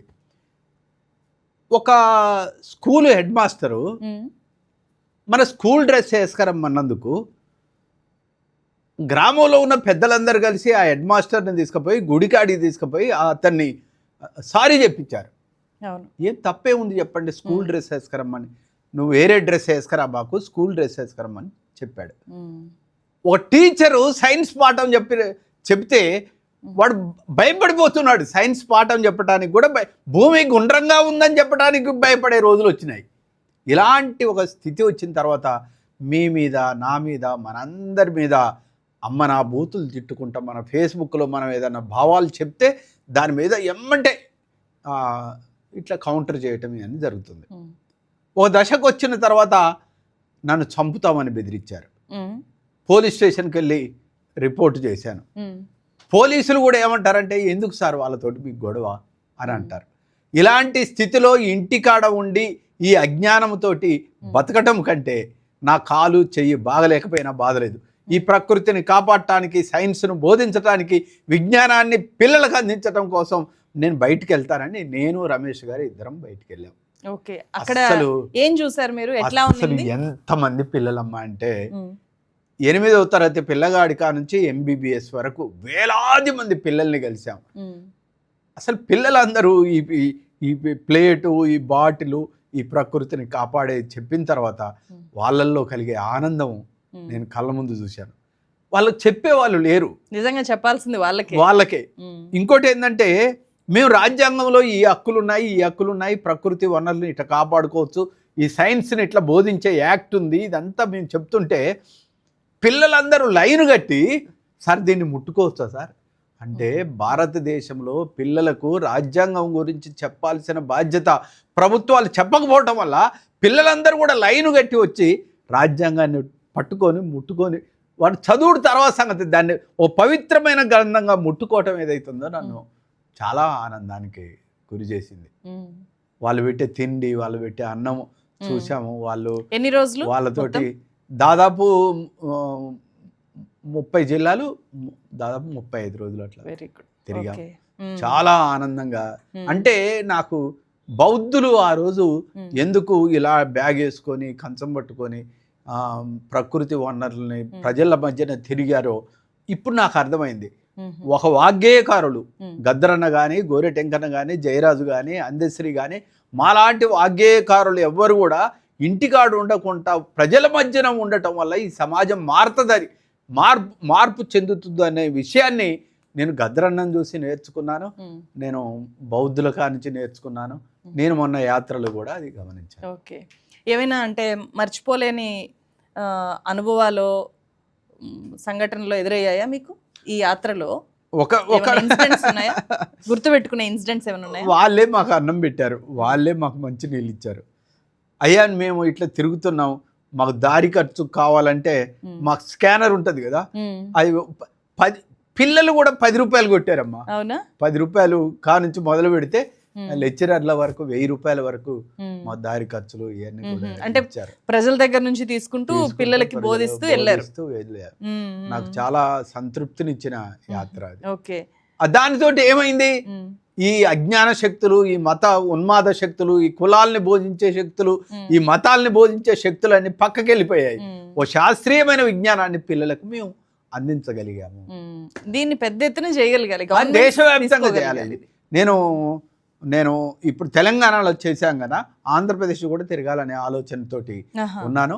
దీన్ని దేశవ్యాప్తంగా కొనసాగించడానికి కూడా నా ఆరోగ్యం ఉన్నంత వరకు నేను తిరుగుతాను. ఇప్పుడు నేను నా ప్రధానమైన పని ప్రకృతిని కాపాడాలి, రాజ్యాంగాన్ని కాపాడాలి, ఈ దేశాన్ని అజ్ఞానం నుంచి విజ్ఞానం వైపు నడిపించాలనేదే నా ఉద్దేశం. Okay sir. యువతకు మీరు నేచర్ గురించి ఏం చెప్తారు? యువత ఈ ప్రకృతిని కాపాడుకోవాలి అంటే వాళ్ళు ఏం చేయాలి, ఏం తెలుసుకోవాలి? అంటే బేసికల్గా వాడు తినే ఆహారాన్ని మంచి స్వచ్ఛమైన నీళ్లు తాగాలి, స్వచ్ఛమైన ఆహారం తీసుకోవాలి, స్వచ్ఛమైన గాలికి తీసుకోవాలి. అంటే మన పిల్లలు ఎత్తైన మేడలు, అందమైన కార్లు కొనియవని అంటం లేదు, కనీసం రోగాలు లేకుండా జీవించే కాస్త ఆక్సిజన్ ఇవ్వని అడుగుతున్నారు. ఆక్సిజన్ కోసం మన ప్రయత్నం అంతా చేయాలి. మొక్కలు నాటాలి. నేను ప్రతిదీ మీరు సునిశ్చితంగా ప్రయోగిస్తే నేచర్ ఏది కూడా ఉట్టినే క్రియేట్ చేయదు. ఒక గుట్ట, ఓ రాయి, నీదేం జీవితం రా బండరాయివా అని అంటారు. అప్పుడు ఆ బండ బాధపడుతుంది, వీడి నన్ను తోడు పోలుస్తున్నారు ఏంటని. మీరు రాయిని రాయినైతే ఏమిరా నేను, రప్పనైతే ఏమిరా, బండనైతే ఏమిరా నేను, కొండనైతే ఏమిరా, ఏటికెదురుగా నిలిచి జనుల కూటి బాధను వాపినాను, ఇంటికి పునాది రాయి కంటి రెప్పై కాసినాను, నేల కొరిగిన అమరవీరుల స్తూపమైనే వెలిగినాను, రాయినైతే ఏమిరా నేను, రప్పనైతే ఏమిరా. రాయికి అంత చరిత్ర ఉంటుంది. ఒక చెట్టును పట్టుకొని మీరు వాటేసుకోండి, పచ్చని చెట్టును నేను రా, పాలుగారే మనసు నాదిరా, కొమ్మను నేను రెమ్మను నీకు తోడుగా ఉండే అమ్మను, మీ పొలమును దున్నిన నాగలై పంటను మోసిన బండినై, అమ్మమ్మ చేతిలో కవ్వమై తాతయ్య చేతిలో కర్రనై, అమ్మ పాటతో ఊగిన ఊయలై ఆ పాడేటి పిల్లన గ్రోవినై, నింగి మబ్బుల్ని వానగా మలిసినం, చేను చిలకల్ని నీళ్లతో దడిపినం, చెడ్డగాలి పీల్చి మంచి విడిసినం, మీకు ప్రాణవాయువుల్ని పోసినం, మీరు కనువిందు చేసిన పువ్వులం, మీ కడుపాకలి తీర్చే పండులం, అలసిపోతే నీడనిచ్చినం, చల్లగాలితో ఒళ్ళంతా తడిపినం, ఎగిరే పక్షుల్ని ముద్దాడి పెంచినం, లేడి పిల్లల్ని ఒళ్ళోన దాసినం, అడవికొచ్చిన మునులను సాధినం, బోధి వృక్షమై బుద్ధుల్ని చేసినము, మీరు కూర్చుంటే కుర్చీ పీటలము, పడుకుంటే పందిరి మంచాలం, మిమ్ము కంటికి రెప్పలా కాసినం, మీ ఇంటికి ముందర గడపలం, మీరు రాసుకున్న తెల్ల కాగితం, మీకు తెలివి పెంచినట్టి పుస్తకం, మీ రోగాల నొప్పుల మందులం, మిమ్ము కడసారి కాల్చేటి కట్టెలం, పచ్చాని చెట్టును నేను రా, పాలుగారే మనసు నాదిరా. చెట్టు ముట్టుకుంటే అసలు జ్ఞానం అంతా ఎక్కడి నుంచి వచ్చింది మనం అనుకుంటుంటాం కదా, ప్రకృతి నుంచి వచ్చింది. ఆకాశాన గాలి ఉందంట, గాలుల్లోన మేఘాలంట, మేఘాలలో నీరుందంట, నీళ్ళల్లోనే నిప్పుందంట. అరే ఆకాశంలో గాలి ఉంది, గాలిలో మేఘాలు, మేఘాలలో నీళ్లు, నీళ్ళల్లో నిప్పు. సమస్త జ్ఞానం అంతా కూడా ప్రకృతి ఇస్తుంది తప్ప ఎవ్వరు ఇవ్వట్లేదు. మనకు నైతిక విలువలు చూడండి, చాలా సున్నితమైన విషయాలు నేను నేచర్ నుండి నేర్చుకున్న నైతిక విలువలు ఎక్కడి నుంచి వచ్చాయి? అమ్మా నాన్న కలిసి జీవిస్తారు. ఎలా జీవిస్తున్నారు? ఏ రామాయణం నేర్పిందా, భారతం నేర్పిందా, ఏ వేదాలు వీటిలలో వచ్చాయా? ఏమి రాలేదు, ఎక్కడి నుంచి నేర్చుకోలేదు. మన చుట్టూ ఉన్న పరిసరాల వల్లనే మనం నేర్చుకున్నాము. గున్నమామి కొమ్మ మీద 2 గువ్వ పిల్లలున్నాయి, నెత్తి మీద తలంబ్రాలు పోసుకోనంటాయి, మెల్లోన తాలిబొట్టు కట్టుకోనంటాయి, ఉన్ననాడు తింటాయి లేని నాడు పంటాయి, కష్టమైన నష్టమైన వీడిపోమంటాయి. ఎంత అద్భుతమైన తాడి చెట్టు తొర్రలోనా గోరెంక పిట్టలు, వాటికి సెంటు భూమి లేదు, వాటికి చేను చెలకలేదు, ఆకలైతే భూమినంతా చుట్టుకోని వస్తాయి, రెప్పపాటు కాలమైన వీడిపోమంటాయి. చెరువు కట్ట కొమ్మ కింద 2 ఊర బిస్కెలున్నాయి, అవి అల్లుకున్న గూడు జోడు, అవి ఆడుకున్న ఆట జోడు, ఇంటికి ఆడపిల్ల పాప చూసుకుంటది ఒకటి, చేనుకెళ్ళి కంకులాను ఏరుకొస్తుంది ఒకటి. ఎంత మధురమైన జీవితం మన పరిసరాలు. పక్షులు లేకుండా చేశాము, చెట్లు లేకుండా చేశాము, సో మీరు అడవులు లేకుండా ప్రతి చేశాము. పాటలోనూ మానవతా విలువల్ని ప్రకృతిని కలగలిపి రాశారు. అమ్మమ్మ విప్లవ సాహిత్యంలో కూడా ఆ నేచరే, నేచర్ ని అండ్ హ్యూమన్ వాల్యూస్ అంతే కదా. ఆ గువ్వల జంటను కునుకు పడితే పరుపు బండలే పరుపులవుతాయి, నిదురపోతే మధ్య నీడలు ముద్దు పెడతాయి, అవి నేలమ్మ కలలకొచ్చి ఊసులాడురా, ఈ బురక పిట్టలు పొద్దుటేలా నిద్ర లేపురా. ఎక్కడ చూడు నా సాహిత్యంలో నా పోలికలన్నీ కూడా నేచర్ నుంచి తీసుకునేవి, కానీ నేను ఇంకా ఎక్కడి నుంచి తీసుకోలేదు. అంటే ప్రకృతిని ఇట్లా తీసుకొని ప్రకృతిని ఒక మీ ప్రధాన వస్తువుగా మార్చుకోవడానికి ఏదైనా ఇన్స్పిరేషన్ ఉందా? నేను ప్రధానంగా నాకు చిన్నప్పటి నుంచే నేచర్కు దగ్గరగా ఉంటూ వచ్చాను. నేను ఒక దశలోకి వచ్చిన తర్వాత బాబాసాహెబ్ అంబేద్కర్ని చదివిన తర్వాత, మార్క్సిజం చదివిన తర్వాత మీరు బాగా గమనిస్తే నాకు మార్క్సిజం ప్రకృతిలోనే పడ్డది. ప్రకృతి గొప్ప కమ్యూనిస్టు, గాలి నీరు వెలుగు వెన్నెల అందరికి సమానంగా ఇస్తుంది. అవును, అది నాకు చాలా నచ్చిన కొటేషన్. మీ కొటేషన్స్ లో ప్రకృతి గొప్ప కమ్యూనిస్టు, ఏ తేడా ఉండదు, మనం స్వార్థపరలో ఈ భూమిని పంచుకున్నాం, కానీ అసలు అందరికీ సమానంగా ఇచ్చిన గొప్ప కమ్యూనిస్ట్ ఎక్కడన్నా ఉందంటే అది నేచర్. అట్లా నేను నేచర్ని స్టడీ చేస్తున్నా, బౌద్ధాన్ని చదివా, బాబాసాహెబ్ అంబేద్కర్ని చదివిన. వాళ్ళ మీరు అంబేద్కర్ని మీరు చదివితే ఆయన నన్ను బాగా ప్రభావితం చేసిన విషయం ఏంటంటే, ఇంటి ముందు కూర్చొని ఒకరోజు ఆ చేతి గోర్లు కాళ్ళ గోర్లు తీసుకుంటాడు, తీసి ఆయన ఒక తెల్ల కాగితంలో పొట్లం కడతాడు.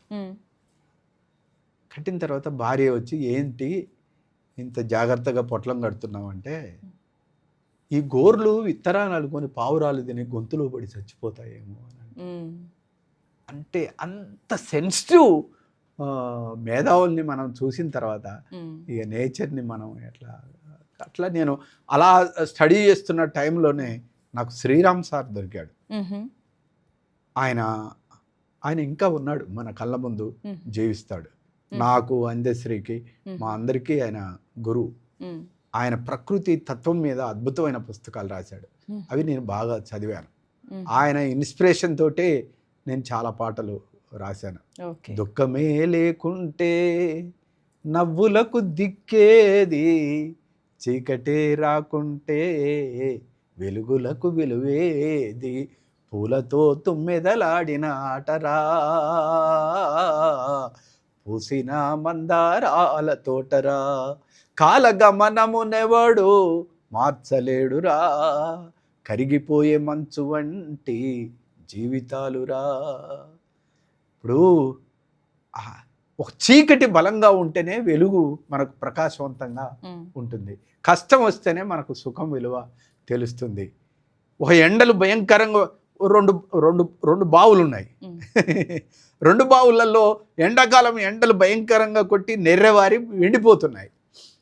ఒక బాయిని మీలాంటి విలేకరి పోయి ప్రశ్నించింది, ఏమ్మా ఎలా ఉన్నావంటే, ఈ ఎండలు పాడుగాను, ఎండలు నాశనం గారు, నేను పాడైపోయాను, నా ఆవిరైపోయాను, నెర్రెబారిపోయింది నా జీవితం అని ఒక బాయి ఏడుస్తుంది.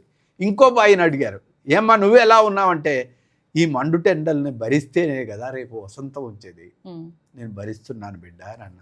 కాబట్టి ఈ కష్ట సుఖాలు ఏదైతుందో ఒక ఎత్తు కావాలంటే ఒక లోయ లేకుండా రాదు. కాబట్టి ఈ నేచర్ తత్వం ఇది. ఒక గులాబీ రెమ్మని తీసుకొని ప్రియస్ కాడికి పోయేలోపు దాని రెమ్మలు రాలిపోతాయి. అంత సుకుమారమైన పుష్పం నిలవాలంటే దాని కింద ముళ్ళు ఉండాల్సిందే. కాబట్టి నేచర్ అపారమైన జ్ఞాని అమ్మ, అపారమైన విలువల్ని ఇచ్చింది. ఓకే. కాబట్టి నేచర్ ఇంత అద్భుతమైన నేచర్ని కాపాడిన మహానుభావుడు ఎవడైనా ఉన్నాడు అంటే ఈ ఓజోను పొరను కాపాడేది గిరిజనుడు మాత్రమే. ఇప్పుడు ఆ గిరిజనుడు కూడా అడవిని గిరిజనులు ఖాళీ చేస్తున్నారు, అందరినీ ఖాళీ చేస్తున్నారు. కాబట్టి ఆ గిరిజనులు కాపాడుకోవాలి. ఆ మనుషులు ఇప్పుడు ముందుకు పోయేది ఏం లేదు, ఇప్పుడు మనం వెనక్కి పోవాలి. అవును. ఇంకొక ప్రశ్న, మీరు అంబేద్కరిజం గురించి, మీరు ఫస్ట్ మావోయిజము, తర్వాత మార్క్స్ సిద్ధాంతాలు అండ్ అంబేద్కర్ని చదివానన్నారు, ప్రకృతితో ప్రయాణం చేస్తున్నారు. ఈ అన్ని సిద్ధాంతాల్లోకి మనిషి ఉన్నతంగా జీవించడానికి మీకు బెస్ట్ సిద్ధాంతం, అండ్ బుద్ధిజం కూడా చెప్పారు. సో బుద్ధిజము, మావోయిజము, మార్క్సిజము అంటే రెండిటికి నేను కొంచెం చిన్న చిన్న తేడాలతో రెండు విడివిడిగా చెప్తున్నాను. మావోయిజము, మార్క్సిజము, బుద్ధిజము, అంబేద్కరిజం, ఈ 4 ఇజాల్లోకి ఏది బెస్ట్ ఇజము అని చెప్పి మీకు అనిపించింది, మీ అభిప్రాయం? ఈ వేరు కాదు. ఫస్ట్ ఏంటంటే ఈ వేరు కాదు. బుద్ధుడు ఏదైతే సమానత్వం కోరుకున్నాడో, బుద్ధుడు ఏదైతే అహింస కోరుకున్నాడో, బుద్ధుడు ఏదైతే సత్యాన్ని చెప్పాడో, బుద్ధుడు ఏదైతే ప్రకృతి వనరులను కాపాడుకోమని చెప్పాడో, బుద్ధుడు ఏదైతే జంతు బలులకు వ్యతిరేకించాడో, బుద్ధుడు ఏదైతే అపారమైన స్వార్థం ఉండకూడదని చెప్పాడో, అదే మార్క్స్ చెప్పాడు, అందరం సమానంగా బతకమని చెప్పాడు. అదే అంబేద్కర్ చెప్పాడు. అదే ప్రకృతి తాత్విక చింతన అని నేను అనుకుంటున్నాను. కాబట్టి నేను అంతిమంగా చెప్పేది బౌద్ధమే. ఈ రోజు వచ్చే మీరందరూ బాధపడుతున్న విషయాలు ఉన్నాయి చూసినవా, మీ మీద దాడులు చేస్తున్నారే, సనాతన ధర్మం సనాతన ధర్మం సనాతన ధర్మం బౌద్ధమే. సనాతన ధర్మం బౌద్ధము, అసలైన సనాతన ధర్మం బౌద్ధమే. బౌద్ధం సత్యాన్ని బోధించింది, బౌద్ధం అబద్ధం ఆడనివ్వదు, బౌద్ధం విశృంఖలంగా జీవించమని చెప్పదు, బౌద్ధం మత్తుకు దూరంగా ఉండమని చెప్తుంది, బౌద్ధం తాగుడుకు దూరంగా ఉండమని చెప్తుంది, బౌద్ధం ప్రకృతిని కాపాడమని చెప్తుంది, బౌద్ధం హింసకు వ్యతిరేకంగా నిలబడుతుంది. ఇంతకంటే ప్రపంచంలో గొప్ప తాత్విక చింతన ఎక్కడా లేదు. జపాన్ దీన్ని అనుసరించింది, ఇవాళ ప్రపంచంలో నెంబర్ 1 స్థానంలో ఉంది. చైనా దీన్ని అనుసరించింది, ఇవాళ ప్రపంచంలో నెంబర్ 1 స్థానంలో ఉంది. మనం ఈ సనాతన ధర్మం పేరుతోటి కొట్లాటలు, గొడవలు, కుచితాలు, కుతంత్రాలు, మనిషి దోపిడీ చేసుకునే పద్ధతి ఏదైతే ఉందో విచ్చలవిడిగా ఈ దేశంలో పెరిగిపోయింది. మన దేశం అధమ స్థానంలోకి నెట్టివేయబడ్డది. కాబట్టి ఇప్పటికైనా బుద్ధం శరణం గచ్చామి, బౌద్ధం శరణం గచ్చామి. భారతదేశం బుద్ధిజం వైపు వెళ్ళాల్సిందే, తప్పదు. వెళ్ళకుంటే మార్గం లేదు ఇంకోటి. ఓకే. ఇప్పుడు మీ ఫ్యామిలీ ఎలా ఉంది? హ్యాపీ, మేము బాగున్నాం, మంచిగా ఉన్నాం. నాకు 2 పిల్లలు, చాలా హ్యాపీగా ఉన్నాం. మీ వైఫ్ అంతా ఓకే. పిల్లలు సెటిల్ అయ్యారా? పర్వాలేదు, ఇంకా సెటిల్ కావాలి. ఓకే, అట్లా జీవితం గడిచిపోతుంది. సో ప్రశాంతంగా అయితే ఉన్నారు. ఏ రోజైతే కొంచెం దుఃఖం అనిపిస్తుందో, ఏ రోజైతే కష్టం అనిపిస్తుందో, ఆ అడవి దగ్గరికి, కొండ దగ్గరికి వెళ్తాను. ఆ రోజు అక్కడ గడుపుతాను. ఆ ప్రశాంతత నాకు అక్కడ దొరుకుద్ది, మళ్ళీ వచ్చేస్తాను. Okay, thank you so much sir, అద్భుతంగా చెప్పారు. సో మీరు చాలా ఆయురారోగ్యాలతో ఇలాగే ప్రకృతిని ప్రేమిస్తూ ప్రకృతి గురించి అందరికీ చెప్తూ అవగాహన కల్పించాలి అని చెప్పి కోరుకుంటున్నాను. Thank you sir.